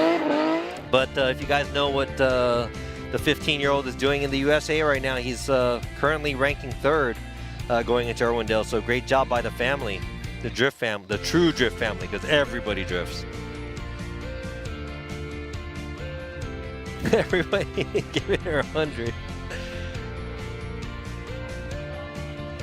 All right, so Minowa, 85. She gets an 85. She is leading the pack by a lot. Great job by Minowa. And I think for Nico, she was the #1 qualifier there. So, yeah, and I think she got knocked out at the tandem, but qualifying is her thing. So good job by Masayo Minowa. All right, now we got car number 2. It is Dr. Rubber from AMC Racing, driving the 2J Pack 2 S14. And Dr. Rubber flicks it out pretty hard. A risky move, but it looks really good by Dr. Rubber. Makes his way, tries to make his way to the outside zone 1. And the transition, he goes into the wall. No, the transition at the touch and go, kicks it a little bit too much angle. And I think the way Minowa did it, I saw her kind of slow down, brake. Oh man, so he looks like he is all right, but yeah, they went in on the driver's side because the car 360'd around the touch and go, and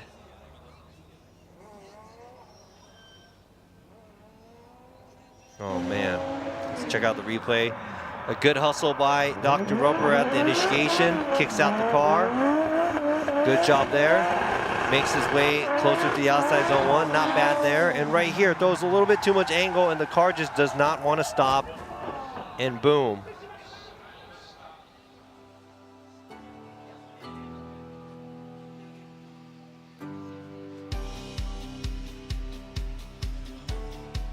All right, Dr. Rubber, it's official incomplete, but the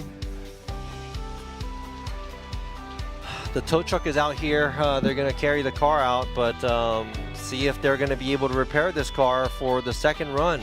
I mean, it might be some suspension. It looks like his right rear looks like it's towed in.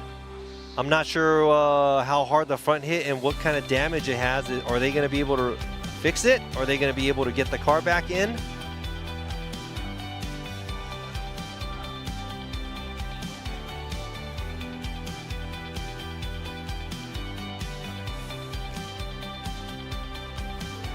Yeah, I think when you're going into the wall or another car and you're about to hit, you're just gonna have to kind of let go of the steering wheel so you're not holding on to it.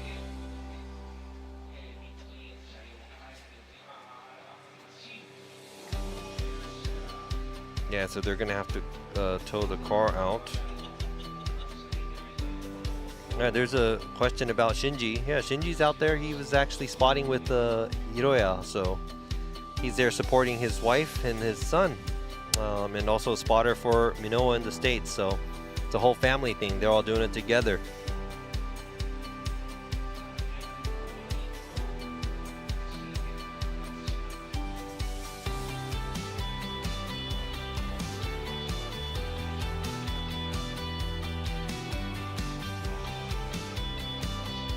All right, so right now getting the car out. I mean the condition.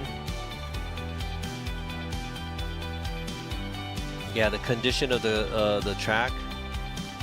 All these, I think these are his fans for the Academic Motor Garage, the AMC Racing. Dr. Rubber's one of the guys on YouTube, and also Mr. Anning. So they're both sitting on an incomplete. I hope that front right's not detached, because as soon as they lift it, it's going to be like boink and come right off.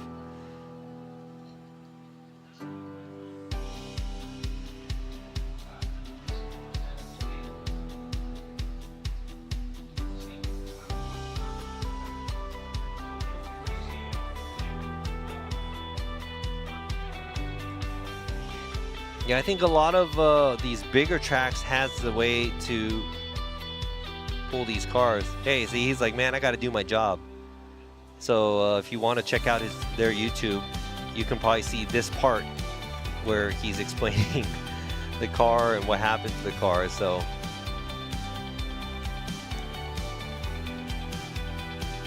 that's called a pro. I do YouTube too, but I'm like, I film only when I film. It's not like a have-to thing. That's why I don't do good. Yeah, so I think these trucks, I think they're more, are they more for like open wheel? I don't know. A lot of these bigger tracks that has all kinds of racing, they have this towing method. So here you go, you see some of his fans. You know what? If you're a fan of a driver, regardless they're, they are successful or not successful or do good or not good, they're still a fan. They're still happy to see, And also, there's a lot of drivers that does good, doesn't do good. It doesn't really matter. Find your favorite fan and get to know them. That's going to be in Japan or in the US, anywhere in Europe. Support the sport in some kind of way, yeah?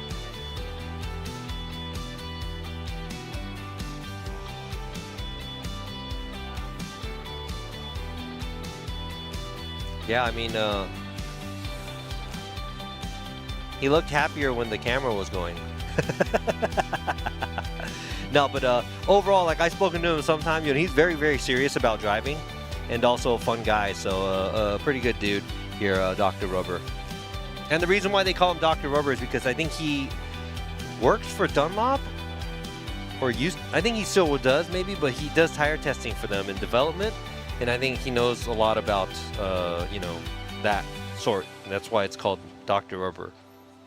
But we always talked about it sounding kind of weird because, you know, rubber, it's different in Japan and the US, the way they use it. So,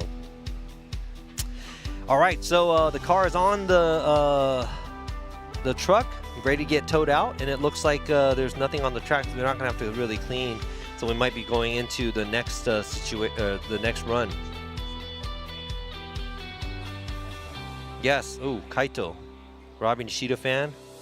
What are you doing to yourself?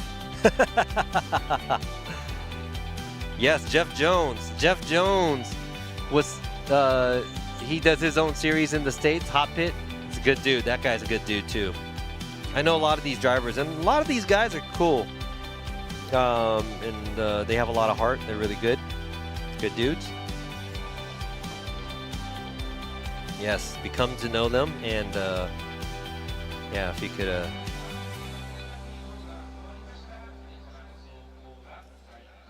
yeah, get to know the drivers, be fans, support the sport in any kind of way. And, you know, thank you for watching from all over the world and the time. You guys being on here is also, you know, also part of this supporting the drift scene here. So thank you for taking the time to watch FDJ2 today. And we will have tomorrow qualify for Formula Drift Japan and the top 16 for tomorrow. And I'll be on the English commentating side. And on Sunday, we have the tandem for top 32, top 16 for FDJ. So those are the pro dudes. And yeah, they also have the Japanese live stream. So if you want to see it in Japanese, the real, the true JDM way, you can check that out as well. But if you want to hear me, I'll be right here on the English side for Formula Drift live stream, so you can check it out from their YouTube. Now let's go to the next driver. This is Shintaro Nakamura from Japan Environment Development Racing with N Style S15. Oh, looks very active, but kind of failed to initiate there.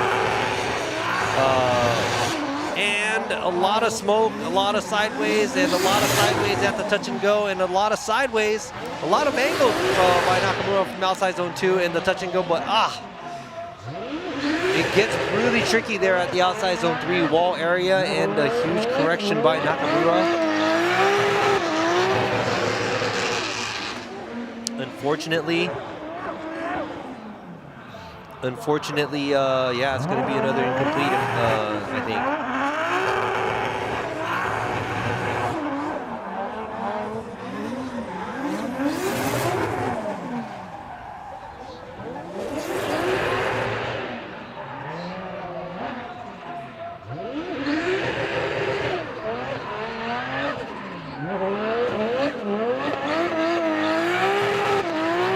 Just letting you guys hear the 2J go.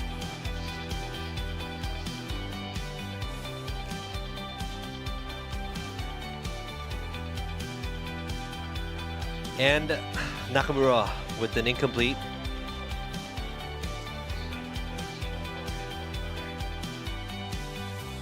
Car number 88. Unfortunately, right now we have 8 scores.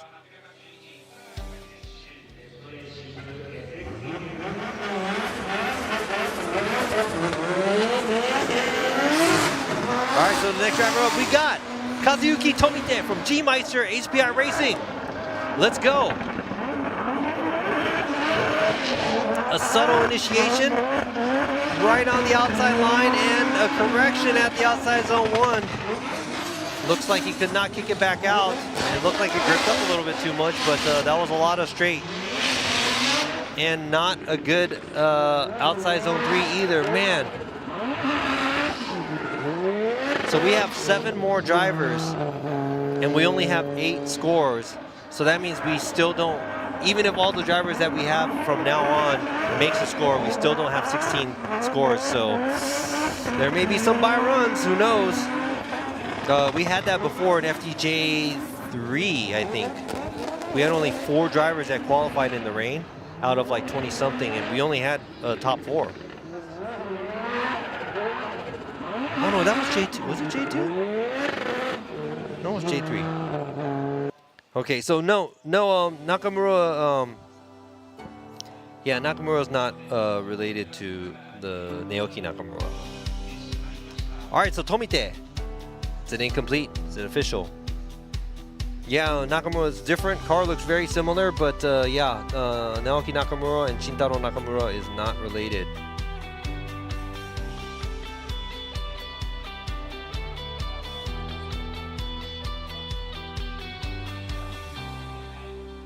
So here we go. We got Dr. Rubber's S14 getting unloaded. I would kind of stand away from the car because it's in the air, but that's just me though. For y'all risk takers. Yeah, it's not diesel. Something probably didn't run right or something. Maybe he had a...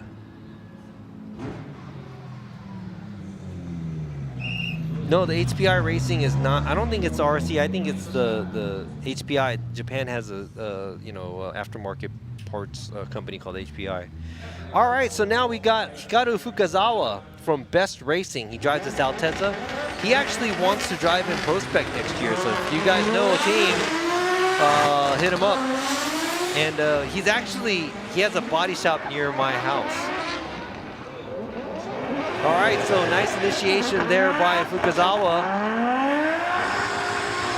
Outside zone 1, kind of coming short, and the touch and go. There you go, taking it very safe. But I think this is gonna be a run, maybe, as long as he keeps it going. And he did. That's gonna be a score. So boom, that's gonna be a 9th score here.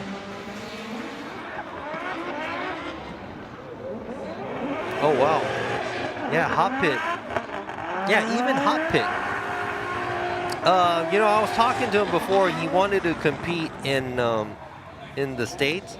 Maybe somebody could do a trade-off where he could compete in the States and somebody takes care of him, and then you can, whoever wants to compete in Japan can come and compete in his car. Wouldn't that be kind of cool? Yes, I don't know why there's no Altezzas. Who's gonna build a IS300 in the US to compete in the US? Because these are really, really, really good cars. Yeah, I think he wants to do Prospect in the States, so. Yeah, IS300s, good cars. 70, Fukazawa with the 70, not bad for his first run. Yeah, the front of the wall looks like the rubber is still there from the last year because nobody really drives through there, and it's just there. Because, you know, usually the track gets, you know, all the rubber gets taken off because of more driving. Okay, anyways, let's talk about this driver. Itsuki Fukada from Tanabe SSR Team Dunlop. Fukada, one of the judges here, that's his daughter driving his old car.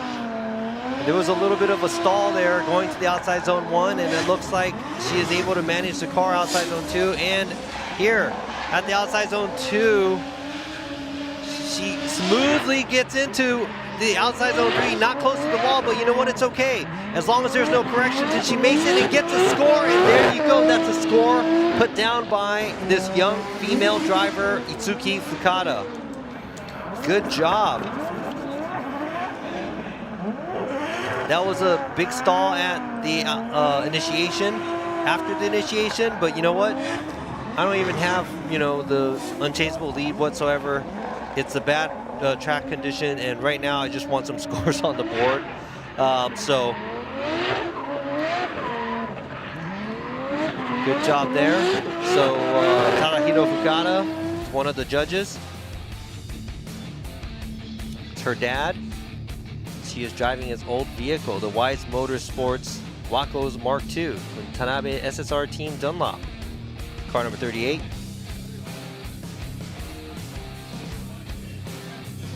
We have a rumor that she probably drives better than her dad, so.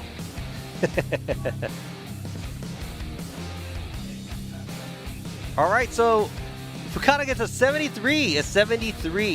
Good job, a score there. Taking it safe on the line. But yeah, got a 73. All right, now next driver we have here 220 Shinichi Shizuka with the R33 Auto Garage S Cleave Sunoco Wisteria Tokuno Bend FJI. Oh, huge correction there. And let's see, very shallow at the touch and go, taking it very safe at the outside zone 2. Big wobble there, and 1 tire off after that.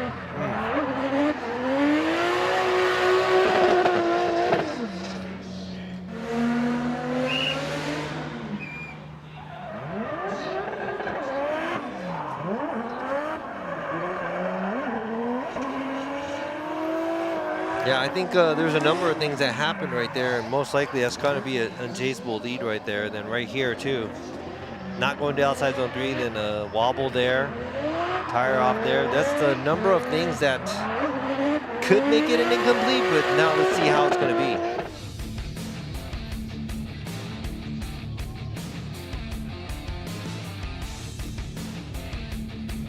Yeah, it's going to be an incomplete for Ishizuka.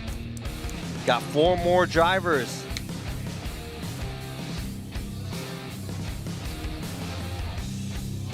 Yeah, it's pretty rough.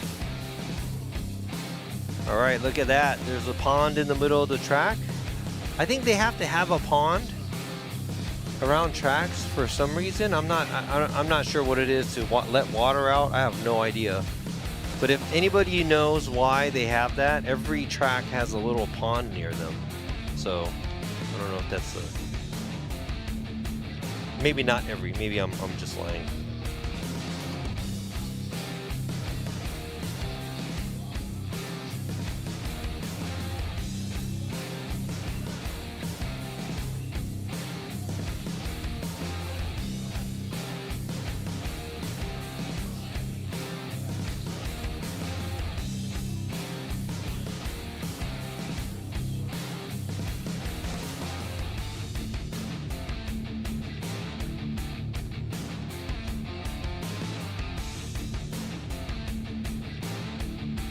All right, so waiting at the line right there. Another young driver, still in high school, working his way to get FD Japan license. He is Reiya Kawase, driving the Beast R with TDO Motoring, S14 Sylvia.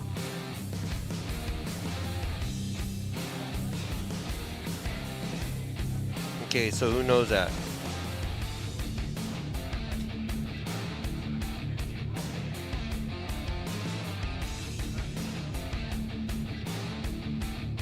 More water, koi pond, okay.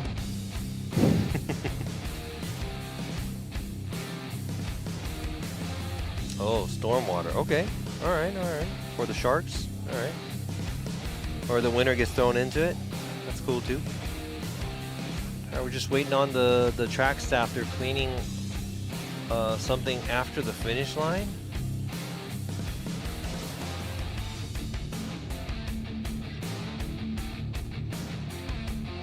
What is that? Oh no, the drone. Oh, the drone. Something happened to the drone after the finish line, and they had to put it in a box because I guess to safely retrieve these, sometimes they spaz out, I guess, and it happened before where somebody got cut because of the or something. So I think they have to put it in a box when they're retrieving it. So it's like catching a big crazy cockroach that could all of a sudden like jump or move or something. So okay, drainage. All right.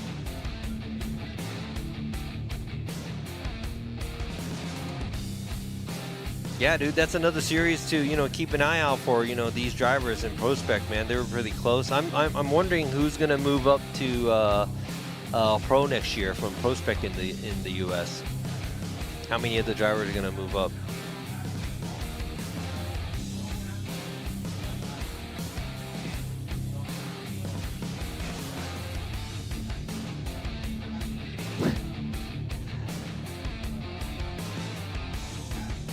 All right, I think we're able to get back. Yep. All right, the track is clear, and thanks for the wait right here, guys. Reiya Kawase. We have Reiya Kawase, and we have 3 more drivers after him, and that's going to be it for the first run of the qualify. So we still have the second run to go, and the track is getting drier now. So let's see what Kawase does here at the initiation. A little bit of a wobble there. Does it make it to the outside zone 1?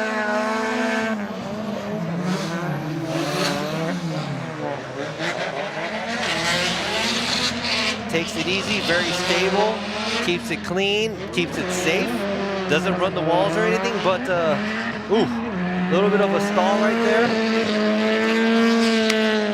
A little bit of a stall. Sorry, I'm fighting mosquitoes up here too. We got mosquito. Thought I got it, but no. All right, so yeah. Clean run by Kase. And I'm not going to say it's going to be the best run there, but not close to the outside zone, not super close to the touch and go or the outside zone too, but he has a score in, and that's what's going to matter.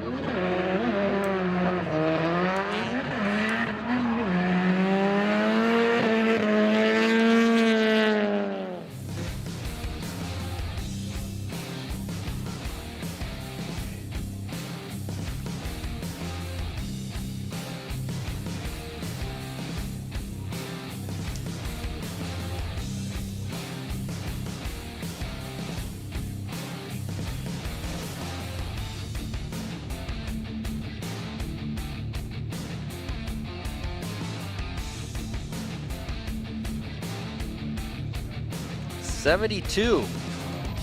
Wow. So the line, yeah. Okay, cool. I'm gonna keep my mouth shut. All right, so the next driver, it's Mr. Daniel from the Sideways Experience. This guy, he was on the podium 2 rounds ago, and he is back for more. And I've heard good stories. He has a full support. He's going to be moving up to Formula of Japan next year, as long as he stays within, you know, the ranking that he needs to be in. Because I think the top 10 gets a pro license here in Japan. So here you go, initiate. Outside zone 1, very clean. And right here, touch and go, a little too early. And not super close on the outside zone 2. Not super close at outside zone 3 either. But does a switchback and finishes off the track. There, you know, pretty much is, I would say it's almost fully dry. All right, so you said Mr. Daniel is sick. Is he okay? No, just kidding.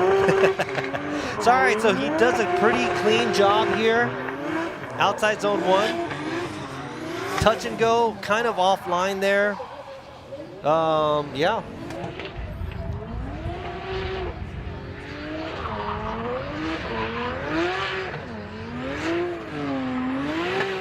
Yeah, I mean, I judge too, so I watch, you know, the judging they do here. I watch the judging other people do, and I just want to know why, you know, the scores come up. So I'm gonna actually ask too, because, I mean, that would have been. There you go, Mr. Daniel, 75.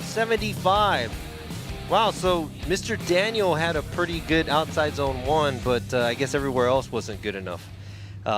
Compared to some of the other drivers too. So yeah, it's 75. Good job by him. And now we have 2 more drivers. Currently second place, Koji Nagase in the convertible IS350, 350 convertible Lexus. This thing is packed with the, I think, 3GR? 2GR, was it 2GR? It's a 3.5 liter V6 Toyota. Offline here at outside zone 1. Offline at the touch and go. Not super close at outside zone 2, and taking the safer line at the outside zone 3, but he's just going in to get that score, which is smart. He gets the score in, and boom, there you go. Not pressuring himself for the second run, but a good job by Nagase.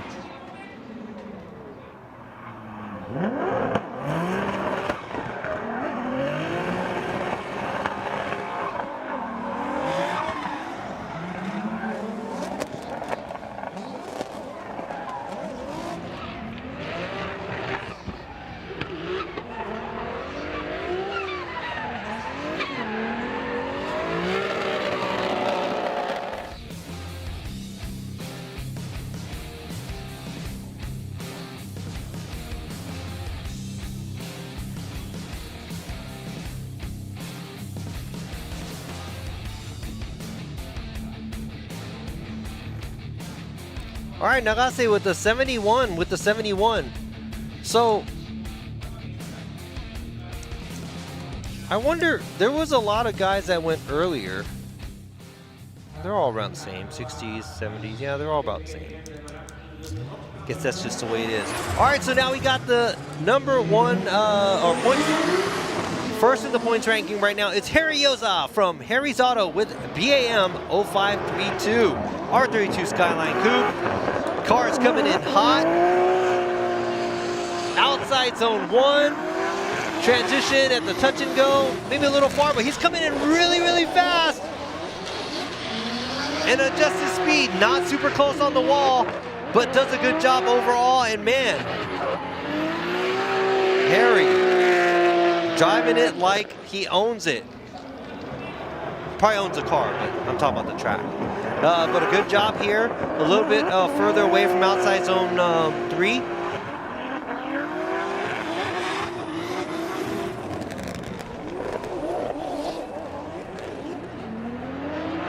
Yeah, it's kind of scary going in full throttle at the outside zone 3 area, but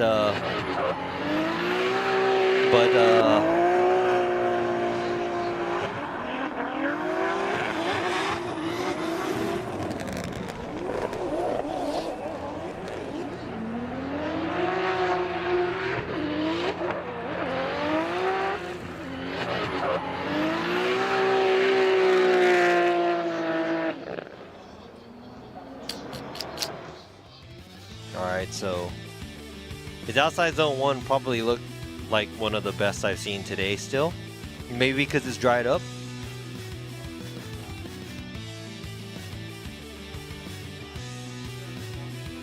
Yeah, since somebody brought it up. Who's going to Irwindale 2 weeks from now? I am.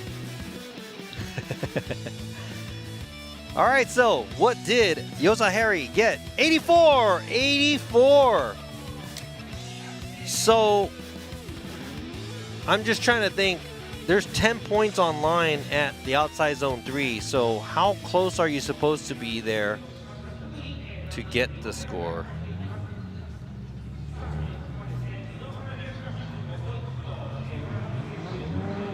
But you know what?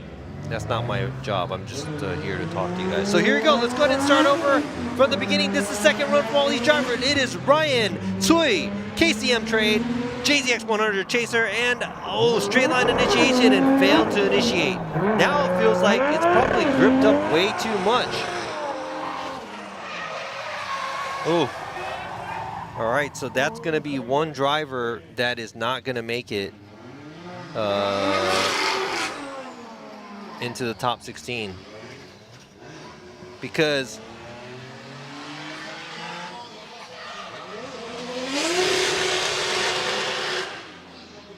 we have 14 cars. We just need 2 more cars with an incomplete to get a score, then we have a top 16. And everything other than that, after that, is whoever gets the higher score. So let's hustle. Let's hustle, drivers.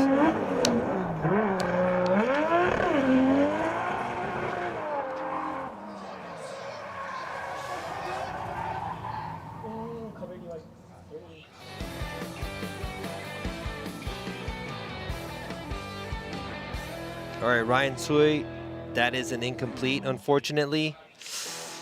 Man, these drivers, you know, I think the guys that are going earlier too, and this is just luck too, because it's probably harder for them because they remember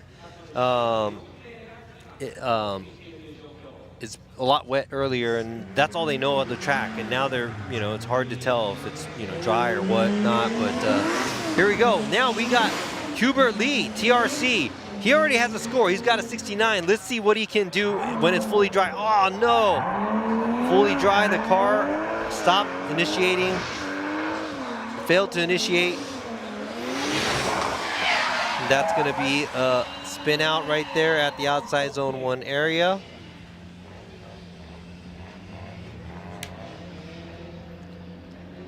So he's going to have to see if he's going to be able to get in with the 69. So like I said, there's 14 drivers with a score.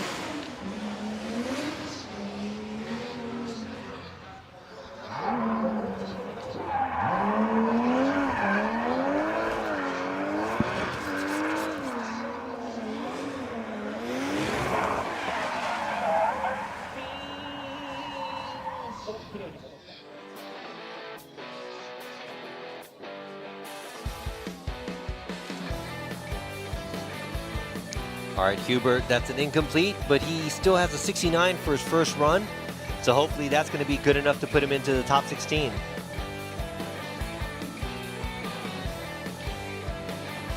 All right, so on the line, we have the next driver up, driving the, this is Lexus Altezza, Toyota Altezza, or Lexus IS, whatever you want to call it, from KCM, HKG SA. It is Ken Young. Ken is sitting on a 77, which is a pretty good score here. So now let's see what he's going to do in the dry. No, the car did not initiate, and he is having a hard time to kick it out. Ooh, that's, yeah, that's unfortunate.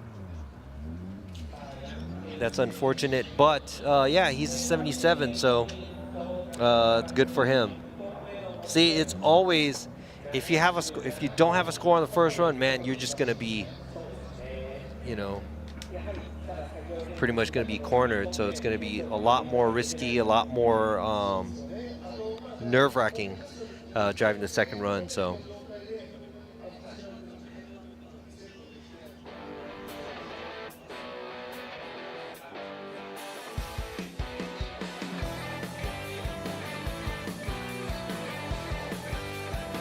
Hey, you know what? Since somebody brought it up, I think I could be a, maybe I could be a Secret Service driver. I'm okay. Oh, maybe something's wrong with Ken's car. Maybe something didn't go into gear. It looks like he's having trouble leaving. Then don't go around the track. No.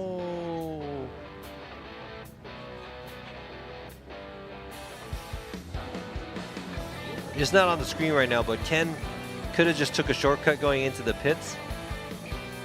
But he's driving around the track, so we have to wait for him to clear.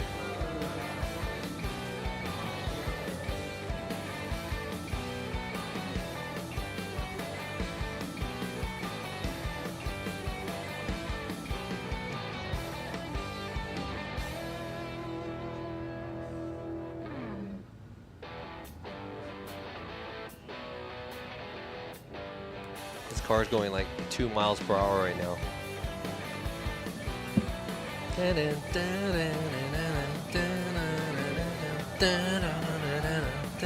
Oh, sorry guys. That's all I heard right now, so.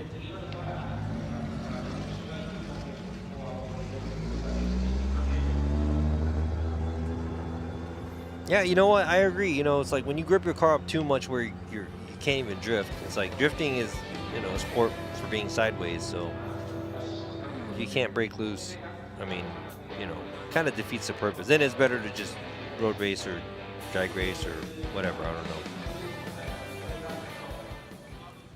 But you know what? What do I know? Huh? Just a judge. All right, so now the next driver is Takashi Futagawa from R&T Factory, driving the Z20 Soar. No! Man, he just chucked it way too hard. Way too hard. Did it a little bit too much. A little bit too much.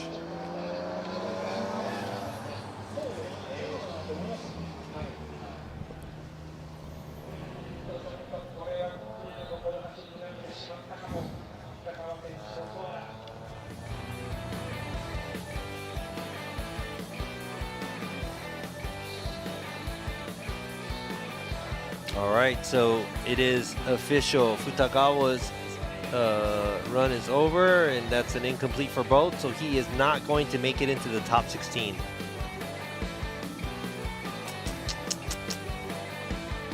Darn it.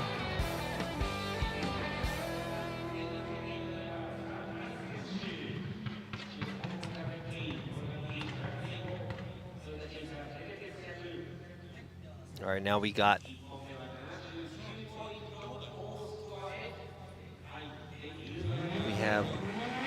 Eris Tang, Logan Team Track Day Code, JZX 100 Chaser. Eris already on a 79. A little bit of a hesitation because it's dry, but making its way around outside zone 1, gets to the outside. Nice touch and go. It makes it to the edge of the track for the outside zone 2. A little further away from outside zone 3, but not bad. Has a lot of heat here. And maybe shallows up the angle at the last inside clip, but a good job overall. Now, is that going to be better than his 79-point run he did in the wet or in the crappy condition?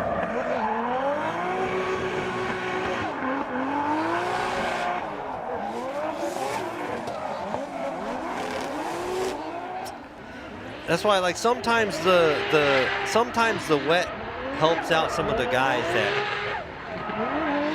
cooks up a little bit too much too.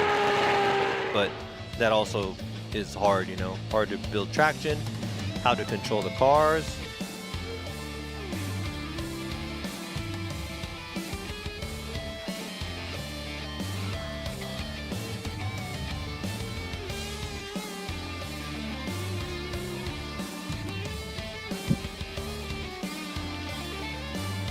All right.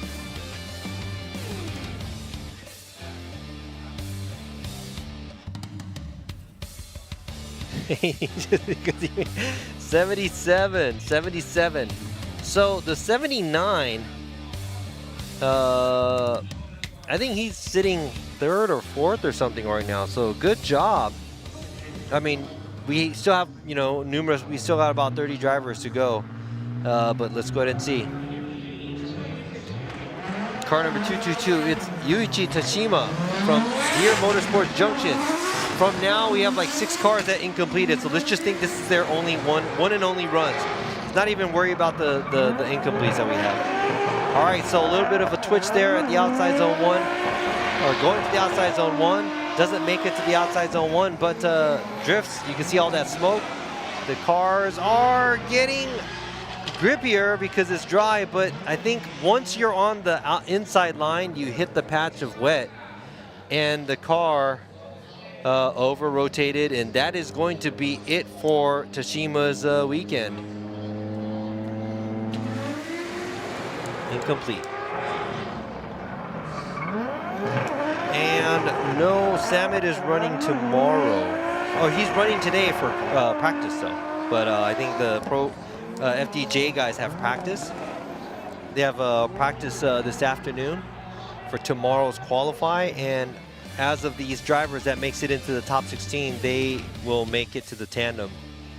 Yeah, that's it. So Tashima, it's incomplete. Another driver with an incomplete is Yasuo Takano from Team Garage Meralda.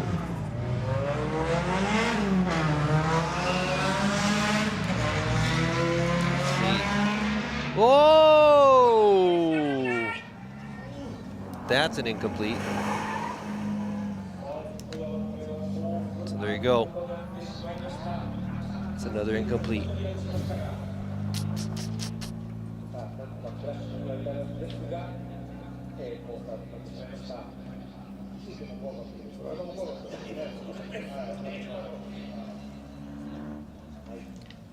So yeah, it looks like the front just washed out. Didn't want to come back. There you go, kicks it and never came back.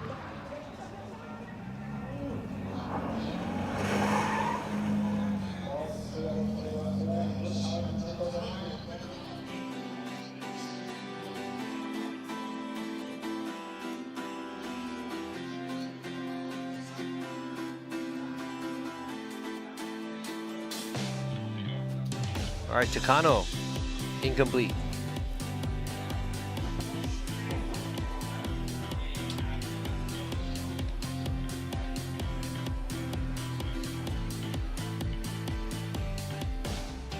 It's not that.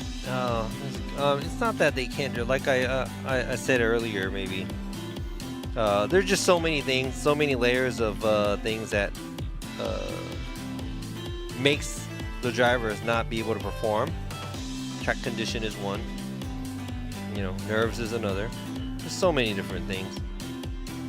But they are here, so at some point they did well somewhere else to, you know, bring them into this position. So got to have that in mind as well. So good luck to all these drivers. some of these drivers still have their second chance for their second runs. So yeah, hopefully everybody can get a score and we can see who got the better score, who makes it in. Not just we have 16 cars to fill the spots. That would be kind of good to have more than that, and we're gonna, you know, take the better score obviously into the top 16. So.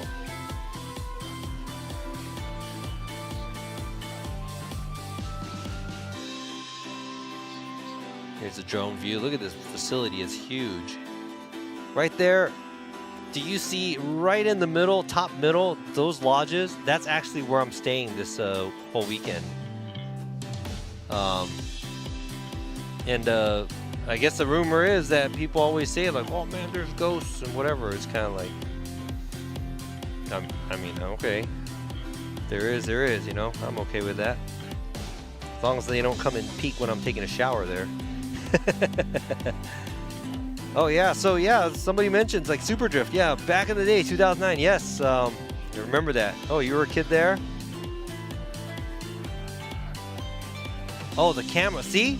You took a picture with me, but you said the camera's broken. I broke your camera because I am very unattractive. I'm sorry.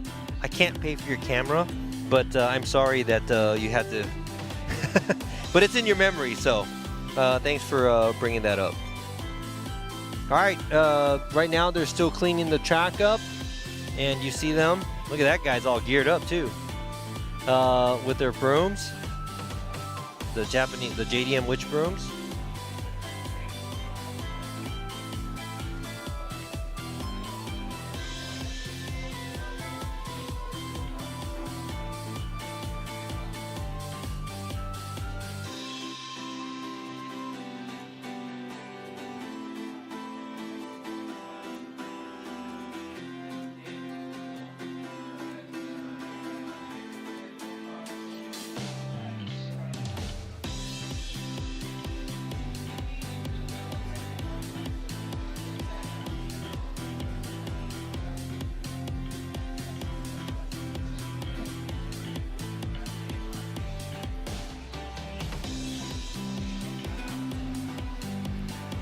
I think they're gonna start this back up real soon. It looks like the cleaning vehicles are leaving the track. All right, guys, Zach wants to know what wheels to buy for your S13.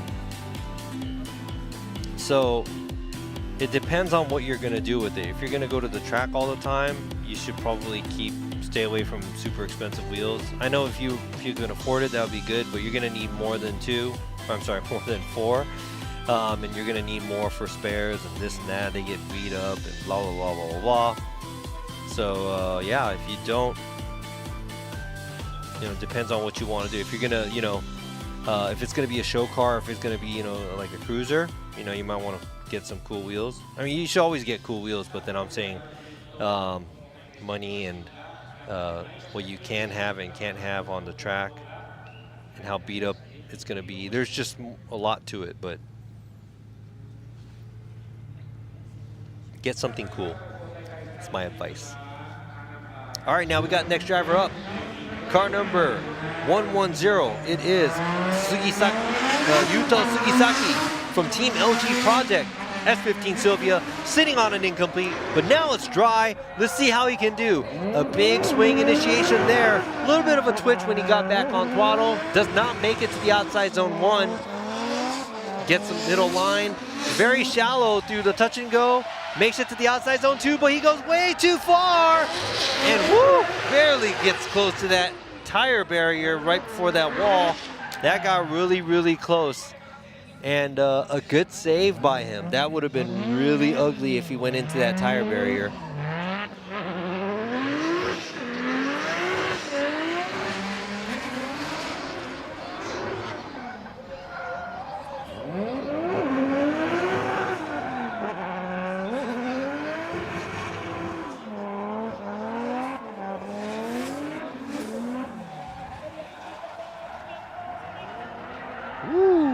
Right there.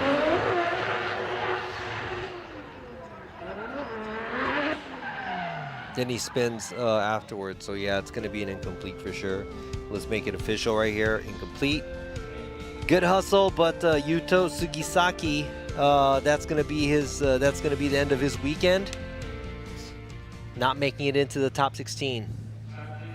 All right, now we have another driver with an incomplete car, number 66. It's Ryuma Okada from Kaitaku Racing.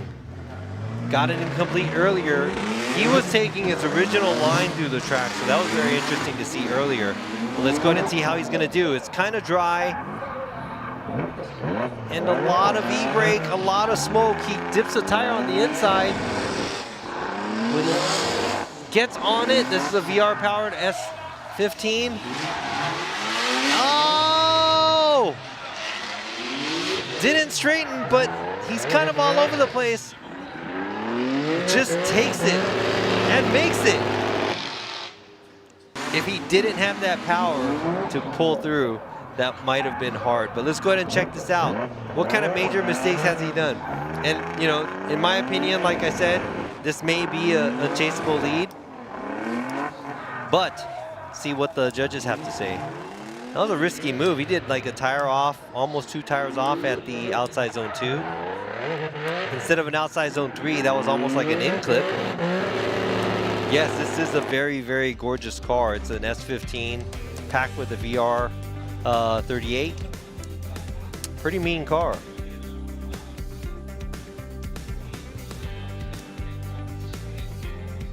What do you guys think he got?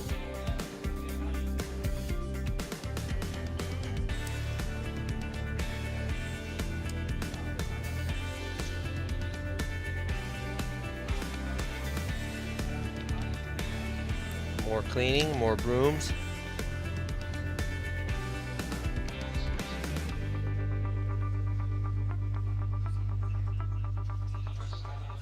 Yeah, that's the thing. I don't know if it's scoreable or not, but I think they're going to score it.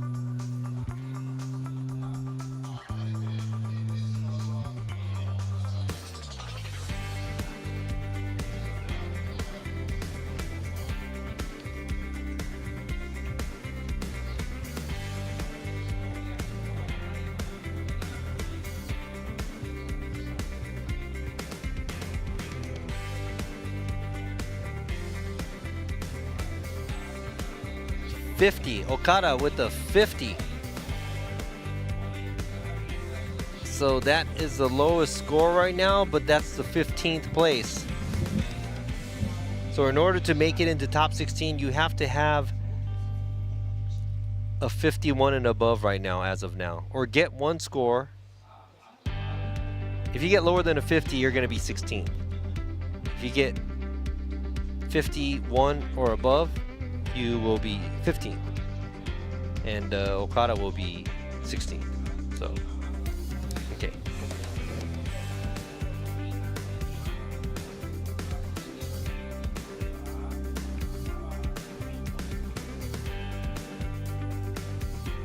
Yeah, so here it goes. Dr. Rubber here.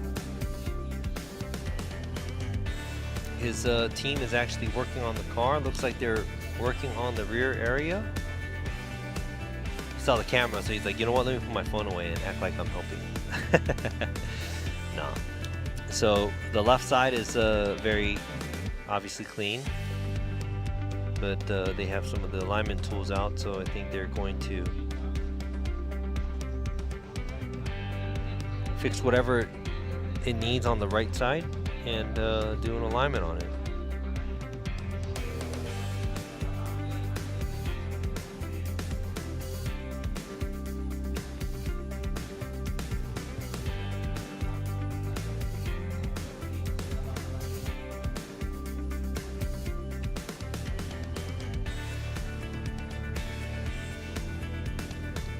Got the arms out, and are they trying to? Are they putting the knuckle back on? Maybe the knuckle was broken. Was that a new knuckle? I'm not sure. Okay.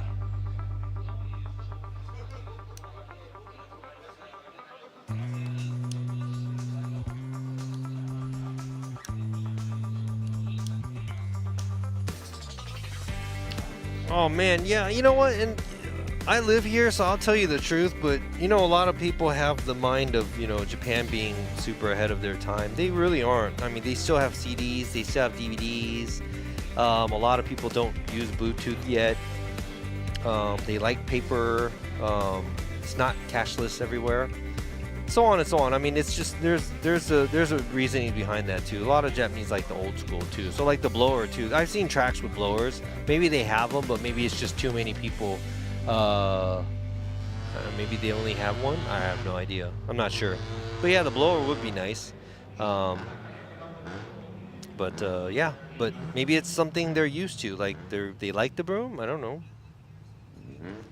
So, hey, and then this is no joke. Eric said, you know, get you a job in FD. I mean, you're just gonna have to contact them, email them, and ask them.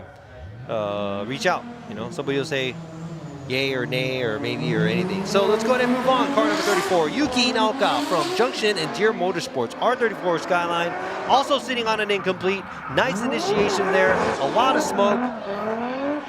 And now works his way to the outside zone 1. Looks like he does a good job at outside zone 1. Transitions to the touch and go, outside zone 2. And keep it going, keep it going, keep it going. There you go. Some correction. Man. That was a correction, and he almost played it off, but right after that for the switchback, oh man, the car straightens, and man.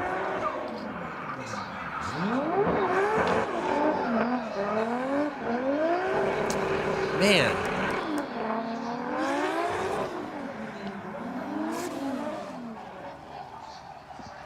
Yeah, oof. Yeah, it's gonna be an incomplete there. Man, almost had it. Almost had it. That was a really close one. But yeah, Inaoka is going to be official. It's an incomplete. Inaoka with an incomplete. And back to yeah. You know, and then the blower. I guess the broom always works. The blower, you know, I don't know. Maybe it's out of gas or out of electricity. I don't know. You gotta ask them. I just talk. And now we got the second gen drifter from the Ueno family. It's Adoru from Team Vertex. And now it's dry, and this... No! Huge correction. Huge correction at the outside zone 1 area. And is that going to be a no? But, oh, that's going to be an incomplete right there. Man. But I think one of the Fukada's daughter had a correction at the outside zone 1, too, and they let that slide. So I'm just wondering if they're gonna do that again. Yes, yeah, he straightened afterwards anyway, so I guess it doesn't really matter. But yeah, going back to leaf blower, this and that. I'm not genuine. I'm just honest.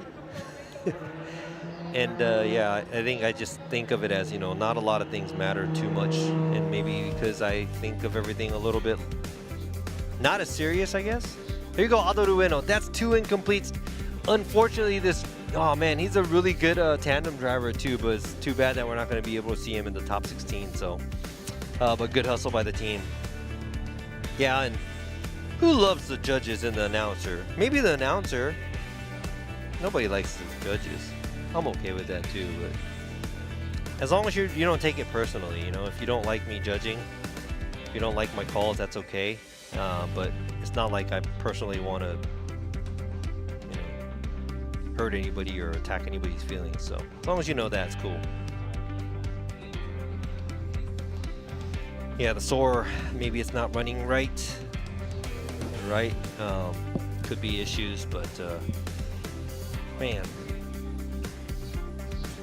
Still got one more slot for the top 16, and the scores aren't super high, so there's a couple more vehicles that have incompletes, and they still have a huge chance to get into the top 16. So, oh, and no, Diego Higa runs in FDUS, so you'll see him in 2 weeks at Irwindale.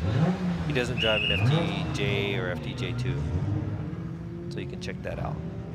Check him out. Super good driver, really nice young man. I know his father. next driver up, car number 318, it is Timmy Woo from Team TRC with the GR86. He's already sitting on a 73. He's already most likely in for the top 16. So all you have to do is show us what he can do in this dry. Now, a lot of smoke coming out, not on the edge of the track at outside zone 3, but makes it around outside zone 2. Nice line there, and there you go. A little unstable going to the outside zone 3, but he makes it around there. Once again, seeing a lot of smoke on the track and the inside clip. Finishes off the track. A good job here by Timmy Woo.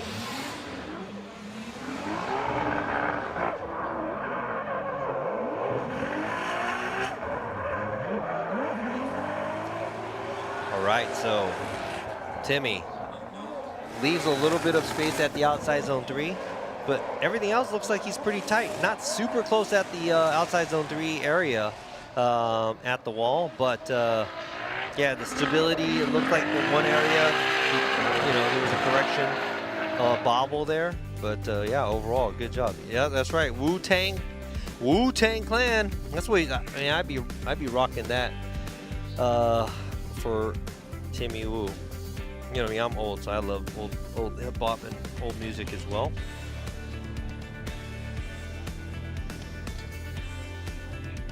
Thank you, Jonathan Simpson.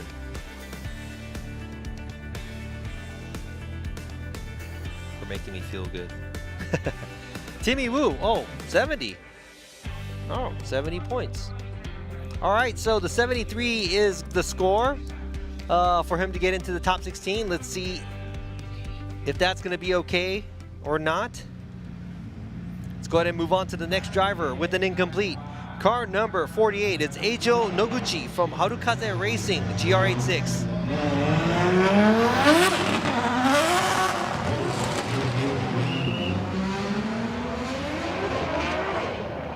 Noguchi failed to initiate.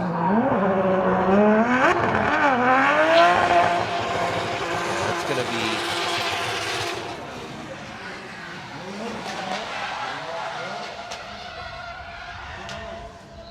Yeah, it's going to be an incomplete regardless, but yeah, good hustle by Noguchi.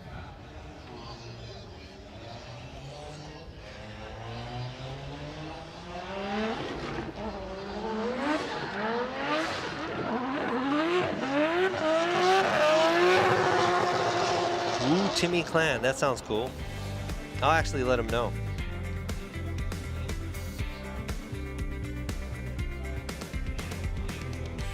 Eijo Noguchi, incomplete. So that's it for his weekend as well.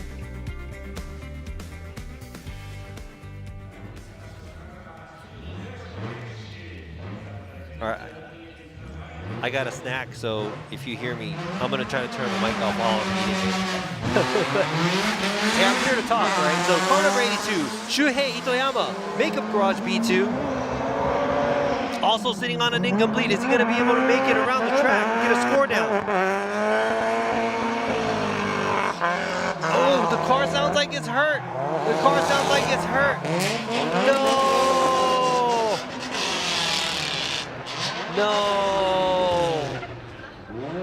Oh, man, the car. I don't know. It's been like that from practice, the last practice when he had. And man, that's such a bummer because he's been on the podium previously in FDJ2 and also a great driver and one of the long-time FDJ2 competitors. But yeah, that's it. He's going to be knocked out for this weekend.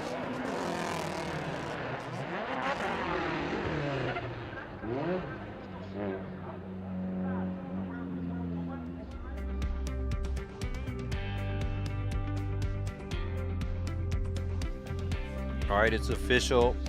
That's it for Itoyama this weekend.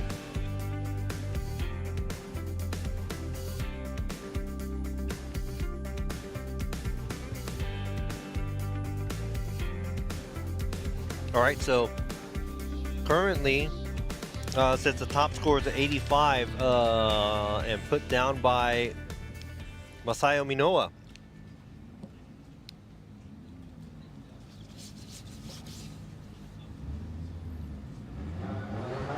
All right, next driver up is Shuichi Shinochi from Magician, Team Magician. S14 Sylvia, he's also on an incomplete. And that's it. I think a lot of these drivers has their cars dripped up a lot and they're hesitant because they're not sure if it's wet or not. They fail to initiate. But the truth is, it looks like it's pretty dry out there now. So if you're not, coming in with a crazy flick with a lot of horsepower, it's probably dripping a lot. And a lot of these drivers, I don't think they ever even had a chance to drive here in the dry yet, so they don't know how it feels. But usually when you go to a cleaner surface, higher speed track, it grips way more than a normal small track with, bad, pampered asphalt. So yeah, that's it. So that's also going to cut Shinochi's weekend short as well. So that's an incomplete.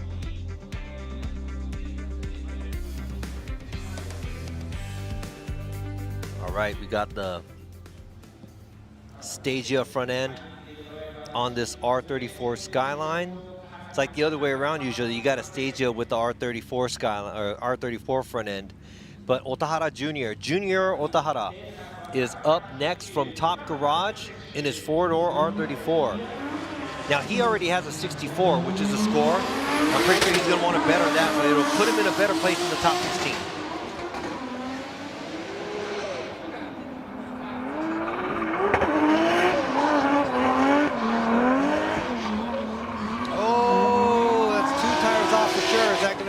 Not sure, but the touch and go didn't get too close there. The outside zone 2 kicks it out there. Looks very unstable there through outside zone 3, and doesn't look like he was able to do a clean transition too at the inside clip area. So it's going to be a hard one. Now it's really up to the judges.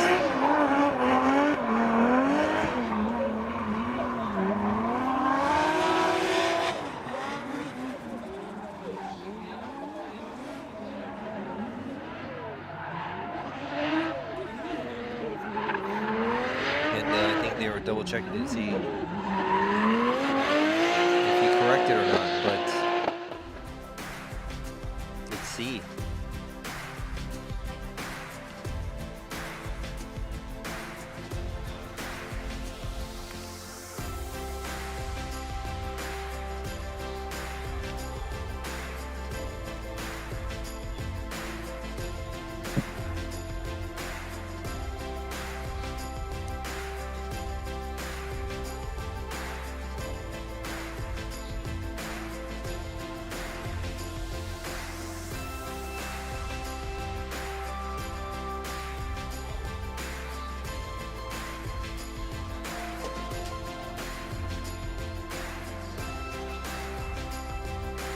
Right here, it's a beautiful track of Okayama.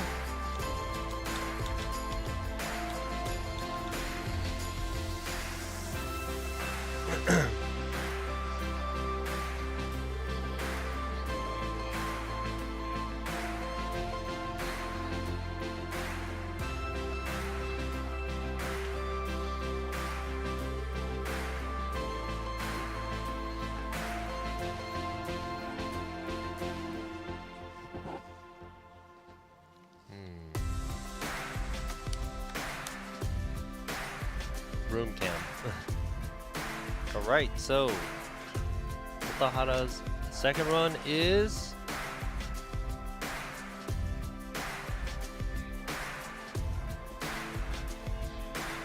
.57. So his first run was a 64, and that's the score that is going to hopefully get him safely secured spot in the top 16. All right, now the next driver up is Kevin Lee from Boss Panda Motorsports, currently sitting on incomplete. Let's see what he can do for the second run. Get a score in or not. Go, nice flick. A lot of smoke coming out there. Nice entry. Makes his way to the outside zone 1. Touch and go, close enough. And a shallow line at outside zone 2. One tire off on the inside, but keeps the drift going. So very far from the outside zone 3 area, but makes its way through the finish line. So now the only judging or the deduction that I can say would happen probably from angle and line was outside zone 2 and 3. So it really depends on how much of a deduction that's going to be.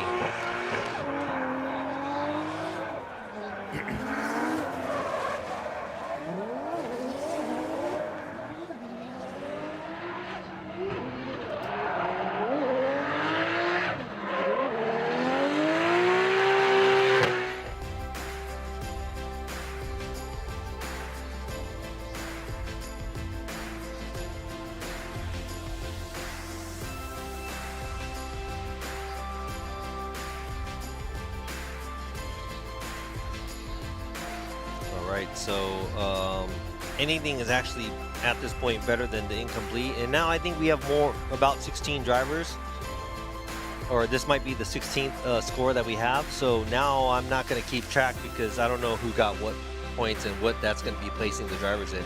67. So we got Kevin Lee with a 67-point run. Congratulations for getting the score in, and yeah, hopefully that's going to be good enough to keep him in the top 16.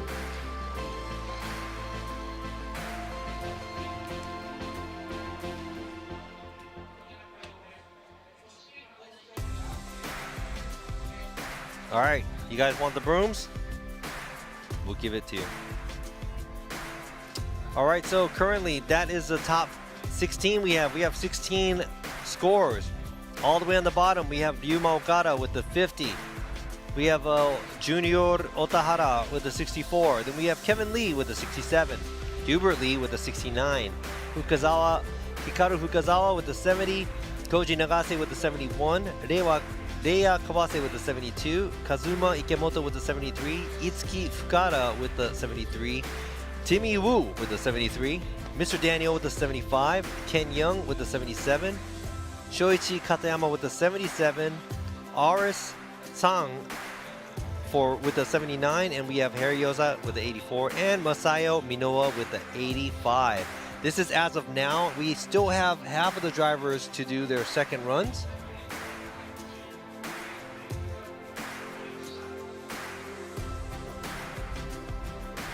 We have 12 drivers that still hasn't scored. So I don't even know what is a safe score as of now, because everybody starts laying down some 80s. The guys that are even in the 70s might be on the bubble. So there is no bubble as of now. Let's go ahead and see how many people are going to make a score and get the score in. And yeah, really up to that. So I'm not going to try to keep track on who made it and who didn't until we finish. So we got the stands there. The spectators, everybody, you know, the broom men are getting into their Land Cruiser. That's a pretty cool Land Cruiser to have as a daily. Yeah, what do you guys drive as dailies? Like, anybody have cool dailies out there?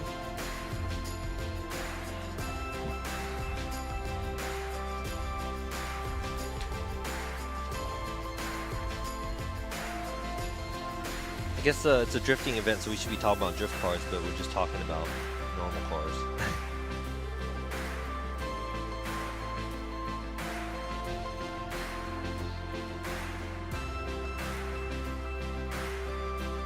Yeah, I think long wheelbase cars are a little bit less twitchier, so it might be a little bit more lazier maybe, but then you could set it up, you know, however you want it, but I think it's being patient.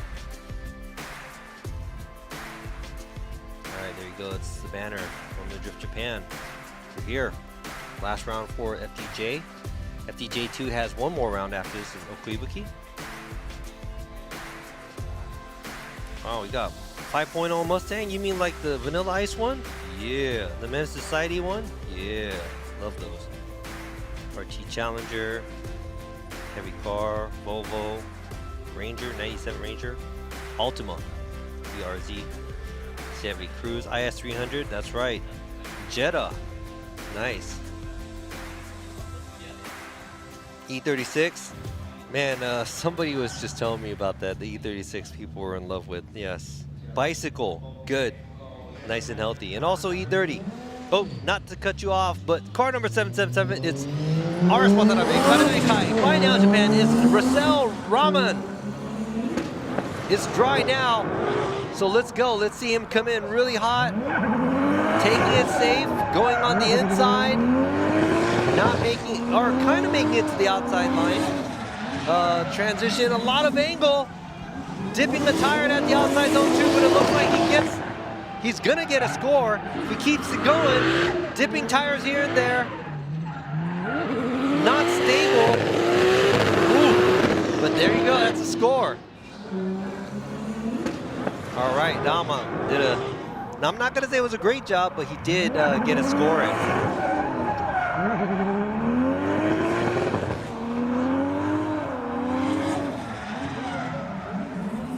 Ooh, kicking a lot of angle at the touch and go area. That was very risky. Yeah, puts down a fairly good run, and now we just have to wait for the judges. Good job by Dama. And yeah, he's pushing a lot of the RS Watanabe stuff, and I think I just saw something. They got RS 8s. I think I might try to buy a set from him too. Put on my 8.6. All right, got bicycle, S2000, Lancer. Got time attack car and a supercharged E3C. Oh, Fiat Punto Abarth. There you go. Teria from New Zealand is in the building right now. Forerunner. Civic. Man, some of these cars. I was expecting more of like just Prius, Corolla, Y'all got some pretty cool cars. All right, now just waiting on the score. And here we go, 60. A 60. So that means he is currently 16th, and Okada is knocked out.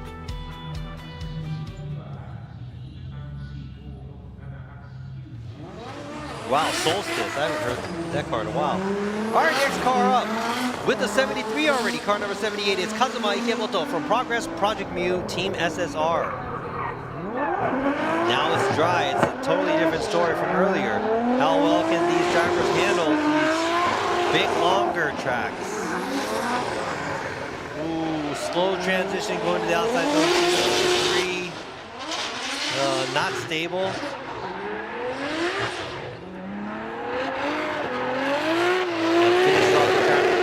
Tight inside clip.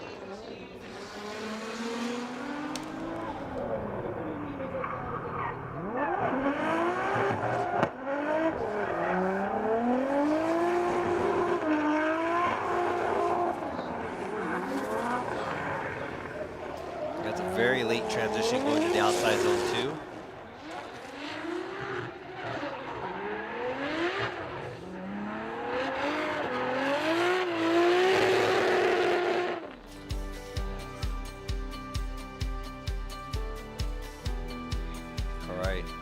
That's a light.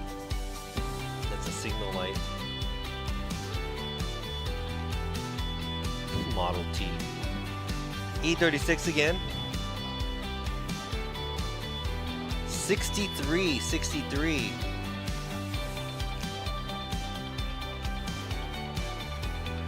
So yeah, 73 is going to be his score.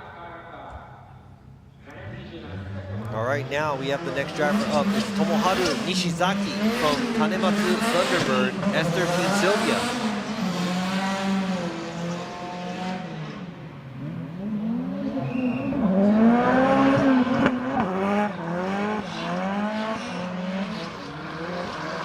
Way on the outside on the rumble strip. Looks like he's taking a really good line. He can get close to a little bit of a gap there at the outside zone 3, but line-wise and the inside clip, I think the inside clip in the outside zone 3 is going to hurt him on the line score, but everything else, not sure.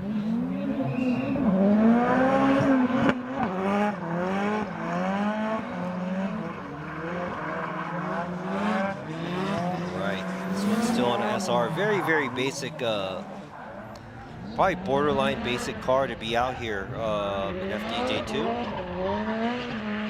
But he got a score for a second run, so let's see what that score is going to be. All right, so back to looking at, yeah, you know what?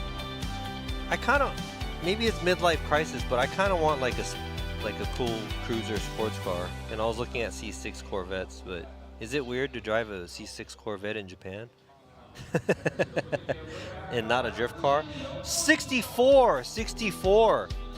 All right, so, yeah, Rahman was in top 16 for 2 laps of runs, but he is knocked out, unfortunately. All right, now we have another driver sitting on an incomplete. This is Yusuke Aoki from Garedori Kai, Buy Now Japan. Also, YouTuber team here. Oh, did not initiate.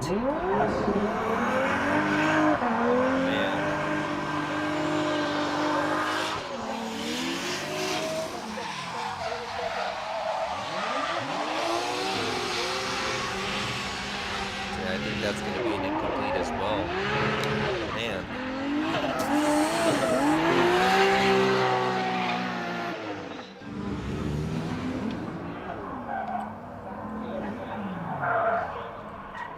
It's unfortunate.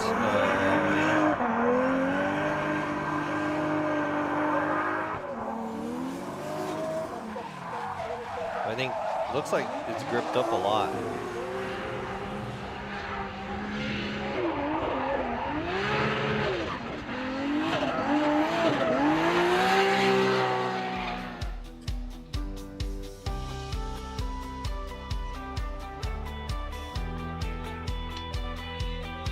That's an incomplete.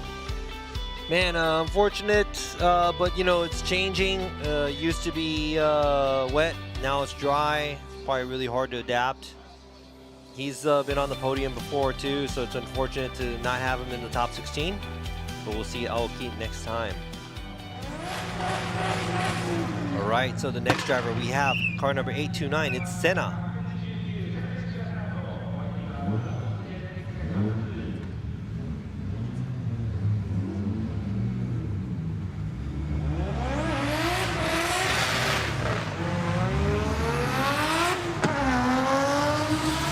White River with Wacos. His team, JZX1 and Mark II. Uh-oh. Oh no, oh no. Dude, sounds like it was sputtering or something. Not able to get the rev up.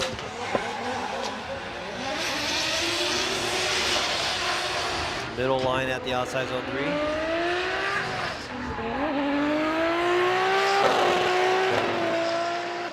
That is it.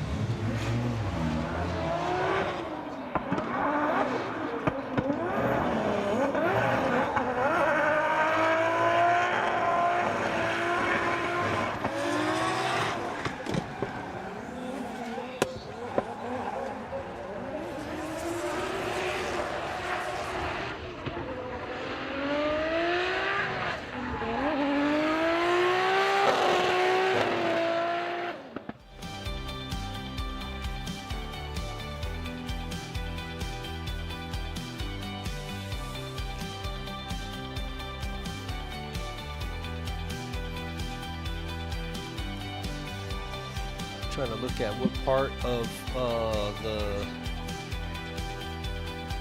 stands this is here, but Senna with the 69, with the 69.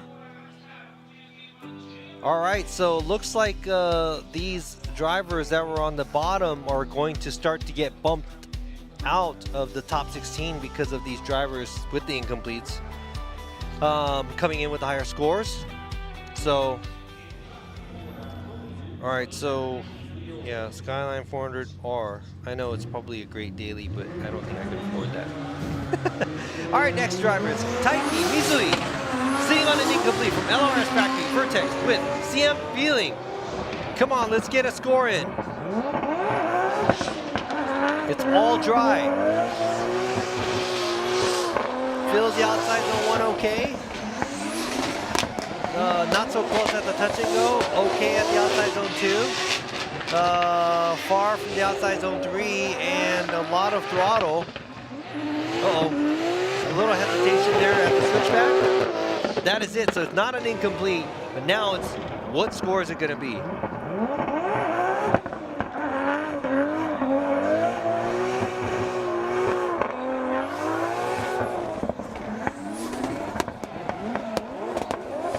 Yeah, I think the line, I mean, the tire needs to be right on the edge of the track, barely on the rumble strip.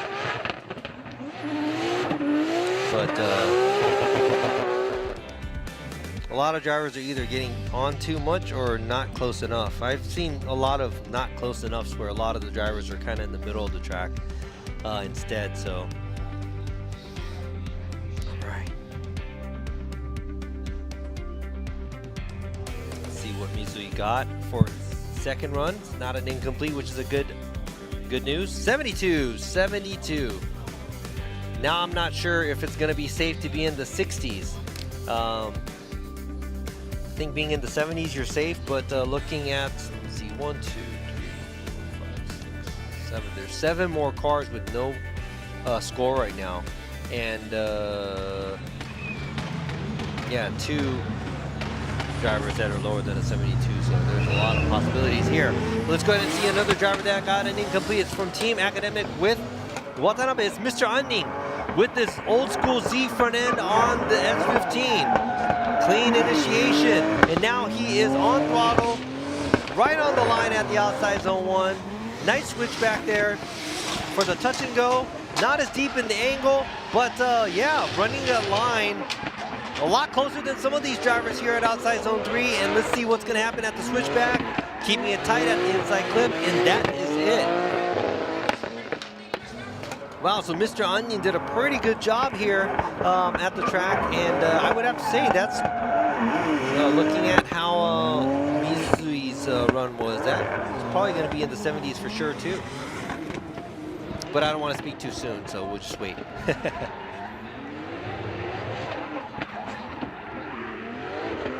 Yeah, the second outside zone after the touch and go is actually pretty scary because you're going towards the wall, kind of. I've seen a couple of cars go into the wall, so that's an area where you have to watch out for as well, because it's after the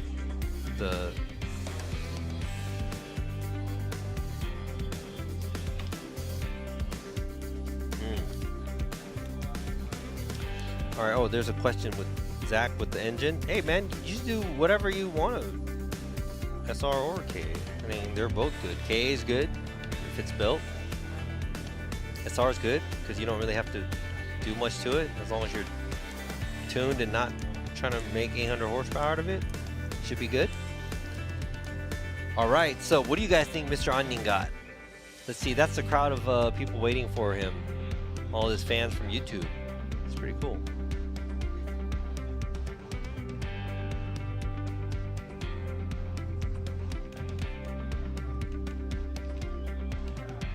A 79. So I think he is currently 4th in the scores. So yeah, I thought it would be a little bit more, but guess not. You guys are all wrong.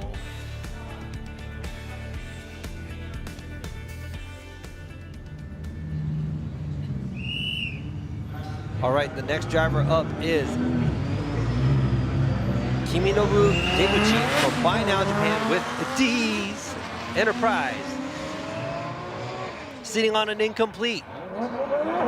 All dry. Gonna have to leave it all out on the track. Running the outside line. Does an okay job at outside zone 1. Touch and go, dips the tire, switches back. Not as close at the outside zone 2.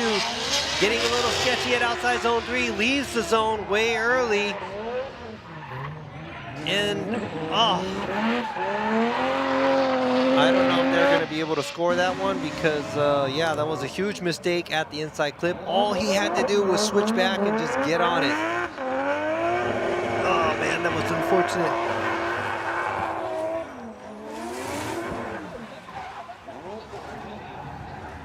All right.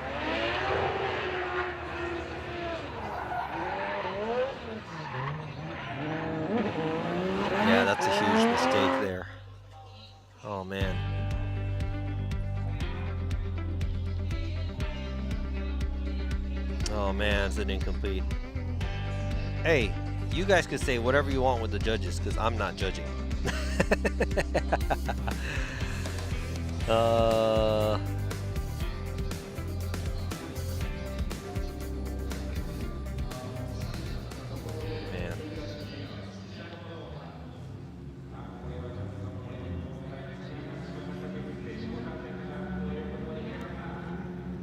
Yeah, so there's a 1, 2.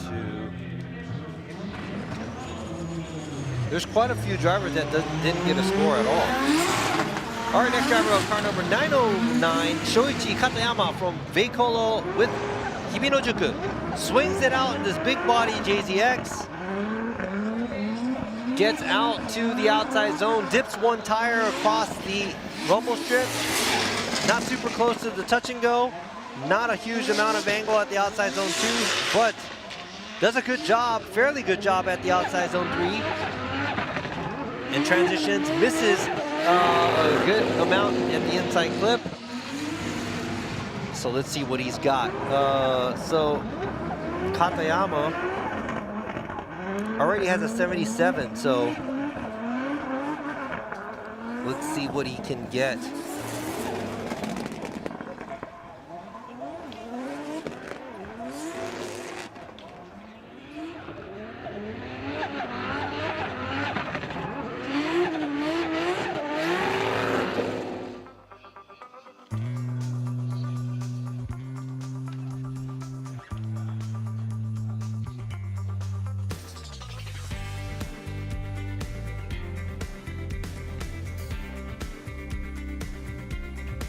All right, so what do you guys think the score is going to be? 77, another 77. So that's a lot of sevens, but for both runs, Katayama got 77 for the first and second run. Very consistent, but currently I think he's sitting 5th. So maybe that's pretty comfortable because I think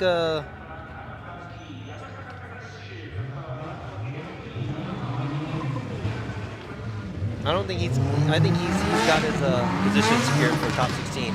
Now here we go, Yamashita, Kasaka Yamashita from Cos Power and Watkos and K Factory. Now it's fully dry. He's sitting on an incomplete. Let's see how he's gonna do. Good job at the outside zone 1 area. Touch and go. Does an okay job in outside zone 2. Swings it around a little bit too much and he spins out, and that is going to be it for Yamashita's weekend.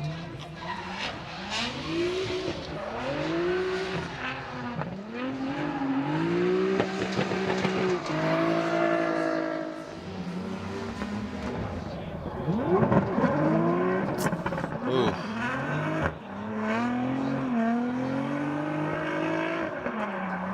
Yeah, not Scrabble or just guessing scores here. Oh man. So that's another driver with 2 incompletes. And yeah. Yeah, right? Veikolo boot looked pretty tight. And nice tent up there, out there.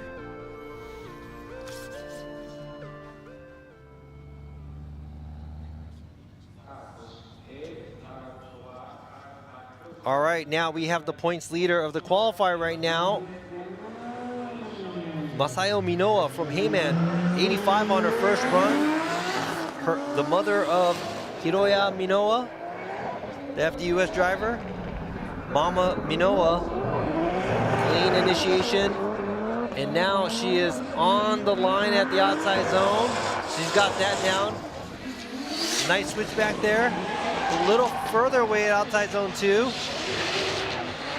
Not as close at the outside zone 3 either, but a clean, gentle run. A little bit of space at the inside clip as well, but a clean run.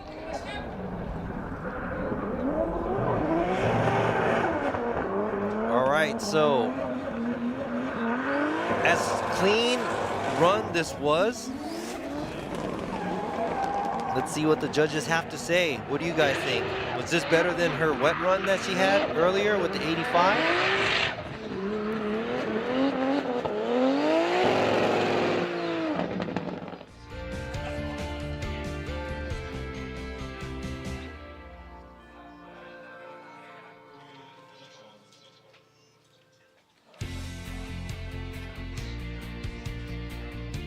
Got a lot of 90s. Yeah, she could drive both. Wet and dry, so good for her. 78. 78. Yeah, so you guys are way off.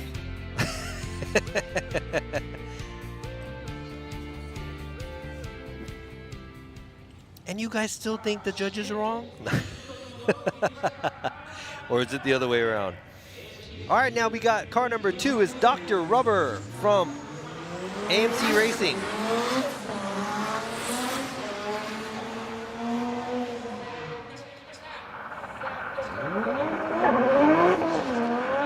All right, now he went into the wall earlier. The car's all fixed, ready to go. And the switchback. A little shallow at the switchback, but now outside zone 2, he goes in really hot. And he is right along the wall. He said, I ain't leaving nothing on the table. Car. Oh, I thought it was gonna slow down. Inside clip. Got super tight, so good job by Dr. Rubber. Good job by Dr. Rubber. Went for that, he went for it.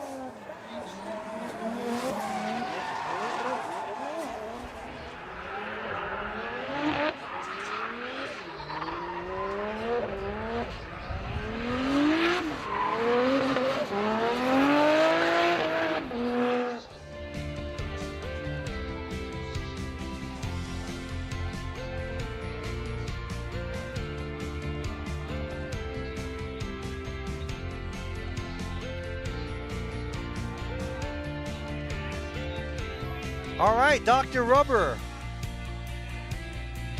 Oh, wow, that was a 79. Oh.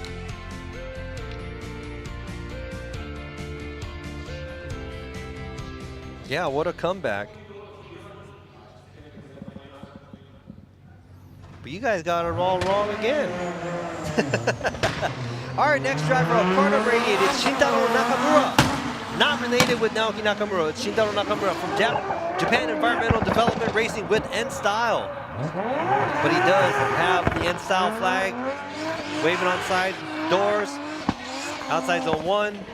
Kind of leaves it early, good angle, and a lot of throttle. Look at the change in these drivers' attitudes from wet to dry.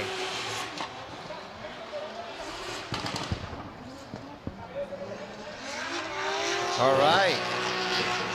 So that's going to be another score. And that was pretty impressive. Line-wise, not sure. Did miss the beginning and the end of outside zone 1, like right there. And maybe close enough at the touch and go. Good angle, but not all the way to the line, outside line, and also at the outside zone 3 at 2 and 3. But let's see how it's going to be. Oh man, so Drift Squid shipped his car, and I guess it was supposed to go to Malaysia, then Singapore, then to Japan. But the boat had an accident in Malaysia, and his car did not make it. And he's actually driving FDJ, not J2. So that would have been really cool to see Jake Jones drive Formula Drift Japan tomorrow, but unfortunately not. And now Nakamura's run with the 75. So see, now I don't even know how many 70-point runs you need to be in it, but yeah, good job by these drivers. All right, now we got car number 210, Kazuyuki Tomite from G-Meister HPI Racing.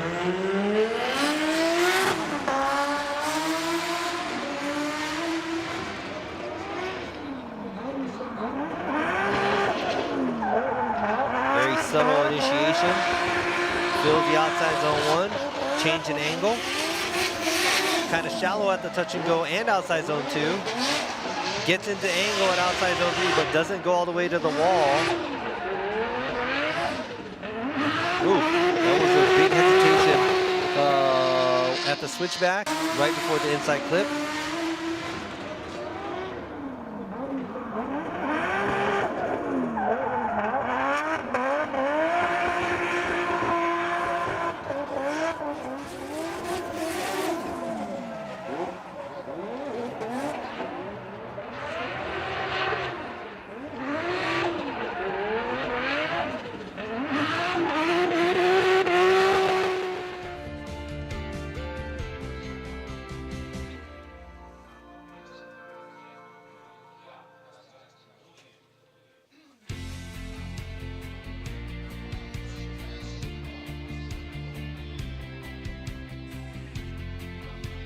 So there's some deductions here and there, but that's going to be a scored run.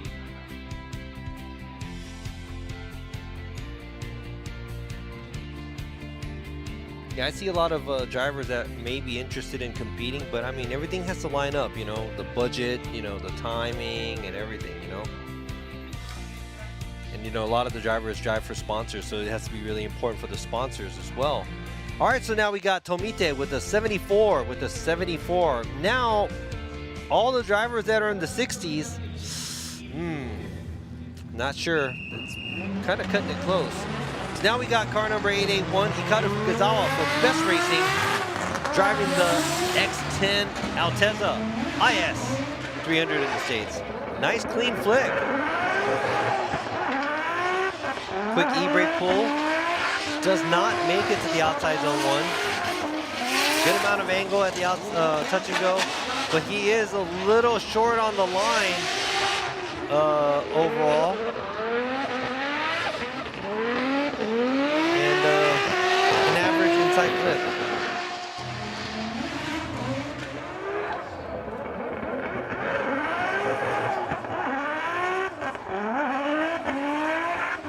All right, so overall I see maybe it's a little gripped up.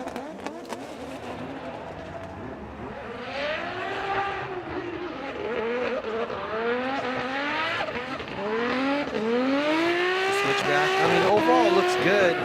A lot of throttle. It's just that, you know, there's a lot of areas where he left the line score that maybe could be on the table. Could have been a little better there, but see what he gets.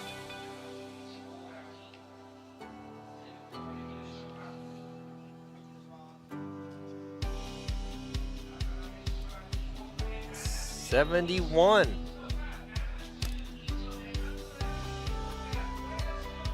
All right, so I think 71 is the borderline right now. It says on the right side, the borderline 71, so he's right on the bubble.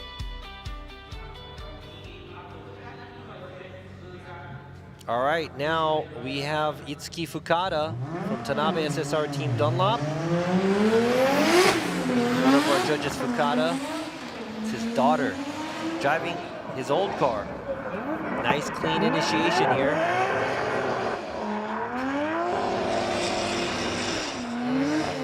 Halfway to the outside zone.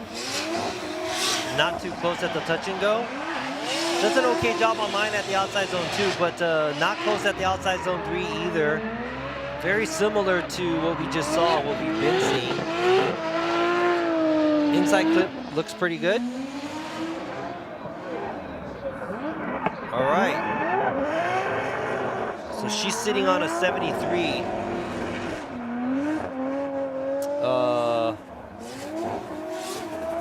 But I think there's only one more driver that's on a 71, so she's already had secured her 16th place run, or top 16 run. But it's always good to get a higher score. A higher score for the qualify.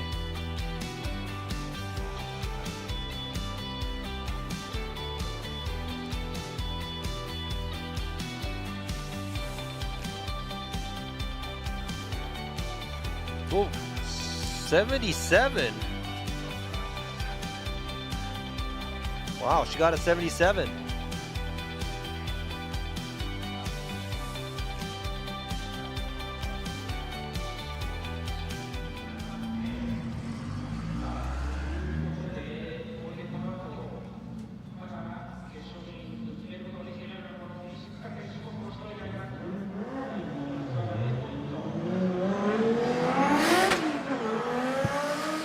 All right, so now we got Shinichi Ishizuka, the Auto Garage S Cleve, Sunoko Wisteria, it's so long to say sorry, Tokuno Ben, FJI, nice angle at outside zone 1, a lot of throttle, not as close at the touch and go. Outside zone 2 looks pretty good.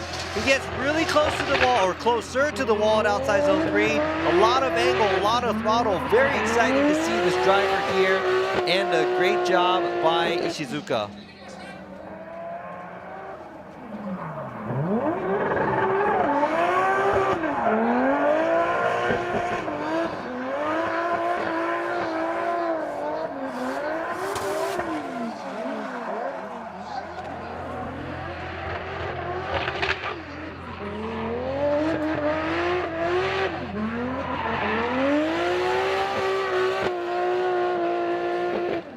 right, Ishizuka.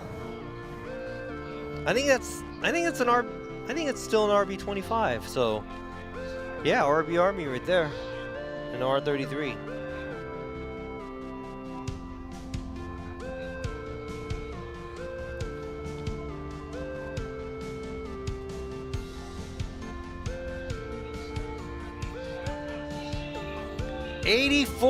'84 for Ishizuka's second run. Good job.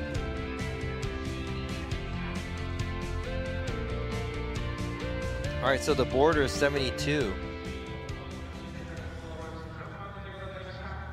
Wow, so Nagase is 71. He needs to get a better score. And Kawase is on the border. Of course, he wants to get a higher score to get in a better position for the qualifier. Here you go, it's dry now. Everybody's just throwing it in. And he makes it pretty close to the outside zone 1. Not as close at the touch and go and outside zone 2. These drivers are missing. Oh, hits the wall. Wobbles a little bit at outside zone 3. A little too deep there. That's going to hurt his score as well. I know he's kind of coming in really hot, but I think he could have been deeper at the other zones more than the outside zone 3.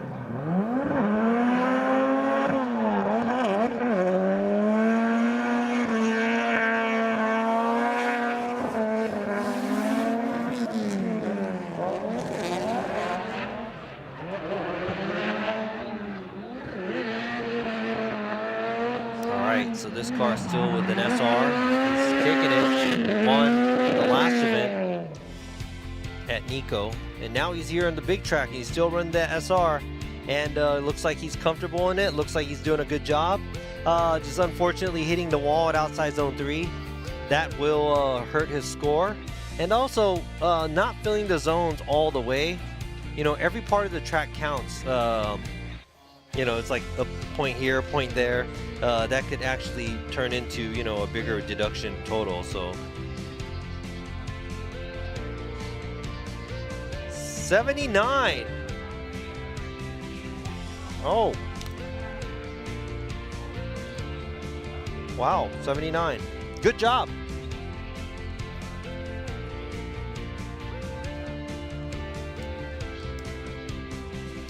All right, so we got 3 more drivers left.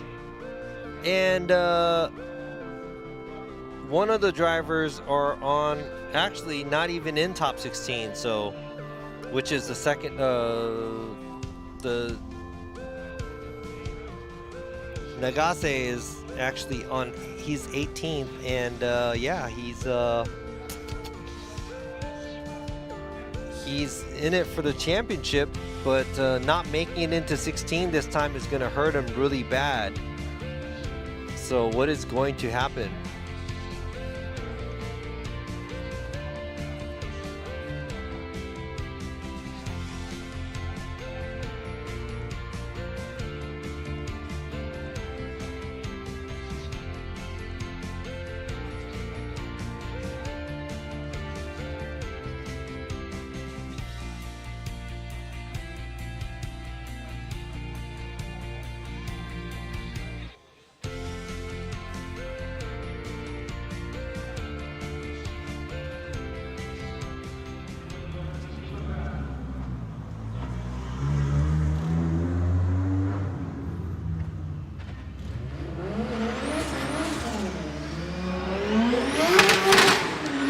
Mr. Daniel, he's already in the top 16 and it's fully dry now, so let's see him unleash the beast. Fills the outside zone right on the line, most of it. Good angle at the touch and go. Outside zone 2 does a good job there and gets not as deep at the outside zone 3, but gets fairly deep there. A lot of angle, a lot of throttle, and misses the inside clip as well. But a good job overall by Mr. Daniel. All the way from Australia. Took the event 2 events ago.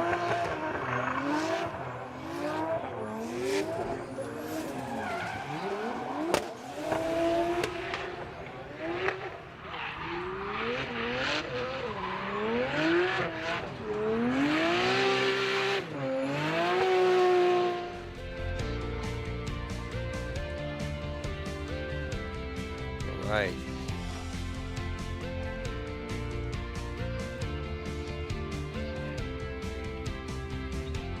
All right, so expecting some good score. Oh, 82. Oh, okay. Well, good job by Mr. Daniel.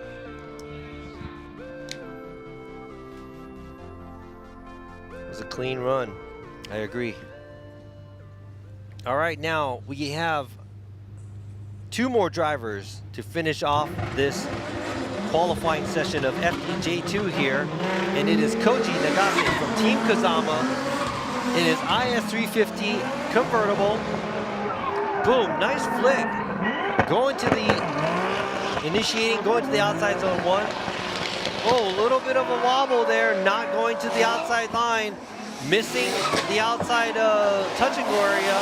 Fills the outside zone 2 okay, and a lot of angle, but not close to the wall, and finishes off the track with a tight inside clip. Now let's see what the judges are going to give this driver.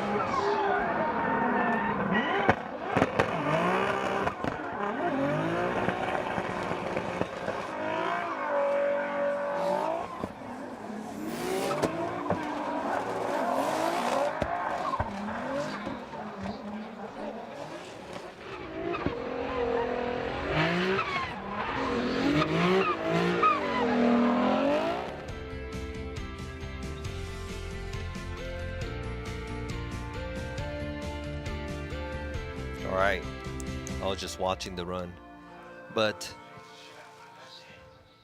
2 more runs, 1 run down, just waiting on the score.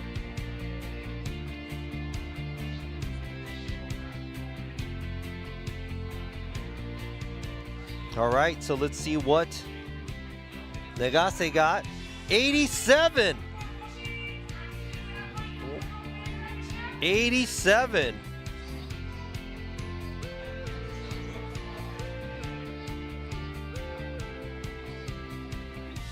All right, so takes the top spot as of now.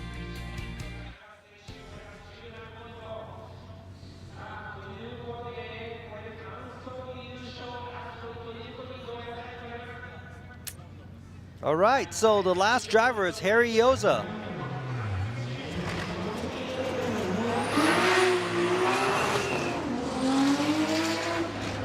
Harry's Auto with BAM 0532, sitting on an 84.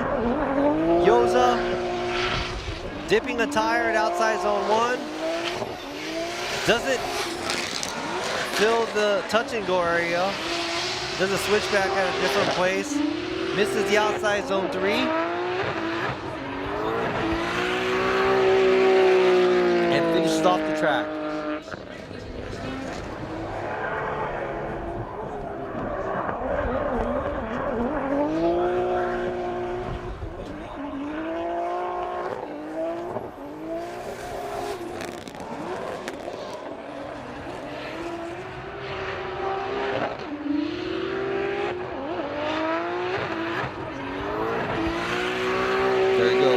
Good run, and you know what, honestly, yeah, what do you guys think? It was a good run, but I'm not sure if that's going to be the top qualifier or not, but I've been wrong all day today, so really hard to say.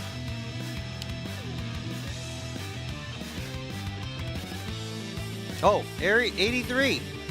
Yoza with the 83, so Nagase's 87 is the top qualifier.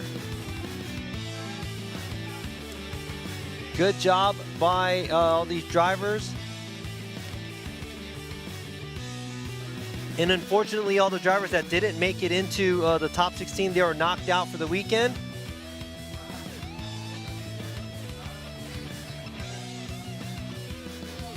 Yeah, I think that IS Coupe, Daigo Saito had one from FD Asia before, so. And here we go, we see Nagase getting off the car. And yeah, there you go, that's a fist bump from his team.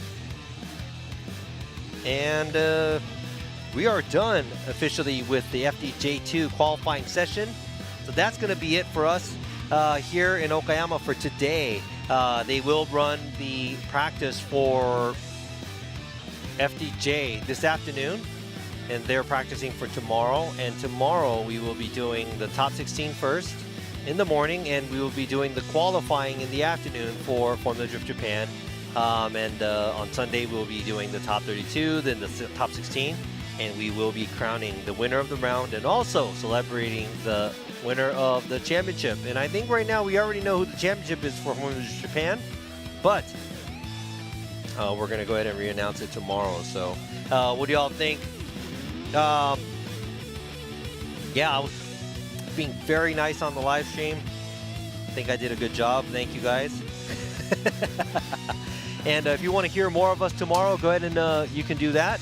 If not, we have the English live stream tomorrow as well. Then we also have the Japanese live stream. If you want to hear it in Japanese, you can do that as well. So tomorrow, top 16 tournament for the FDJ2 is going to be starting at 9 a.m. Japan time.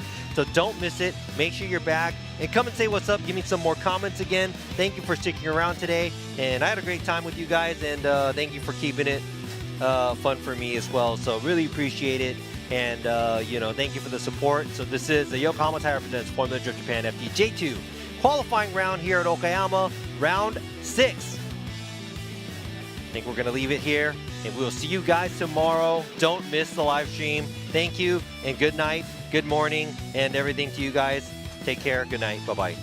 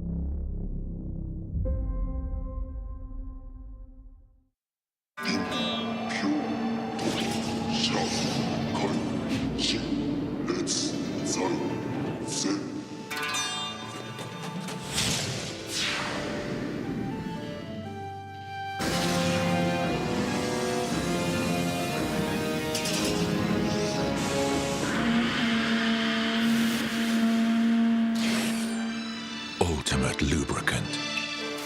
Mortis. What's up guys, it's Frederick Ospo and I use RSR suspension on all my drift cars. I love RSR. Iyo RSR Ichiban.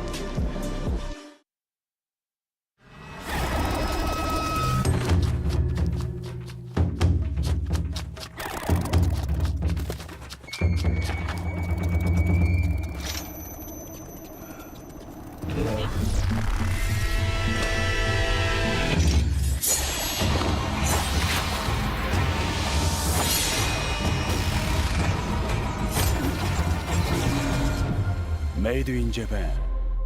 Breed.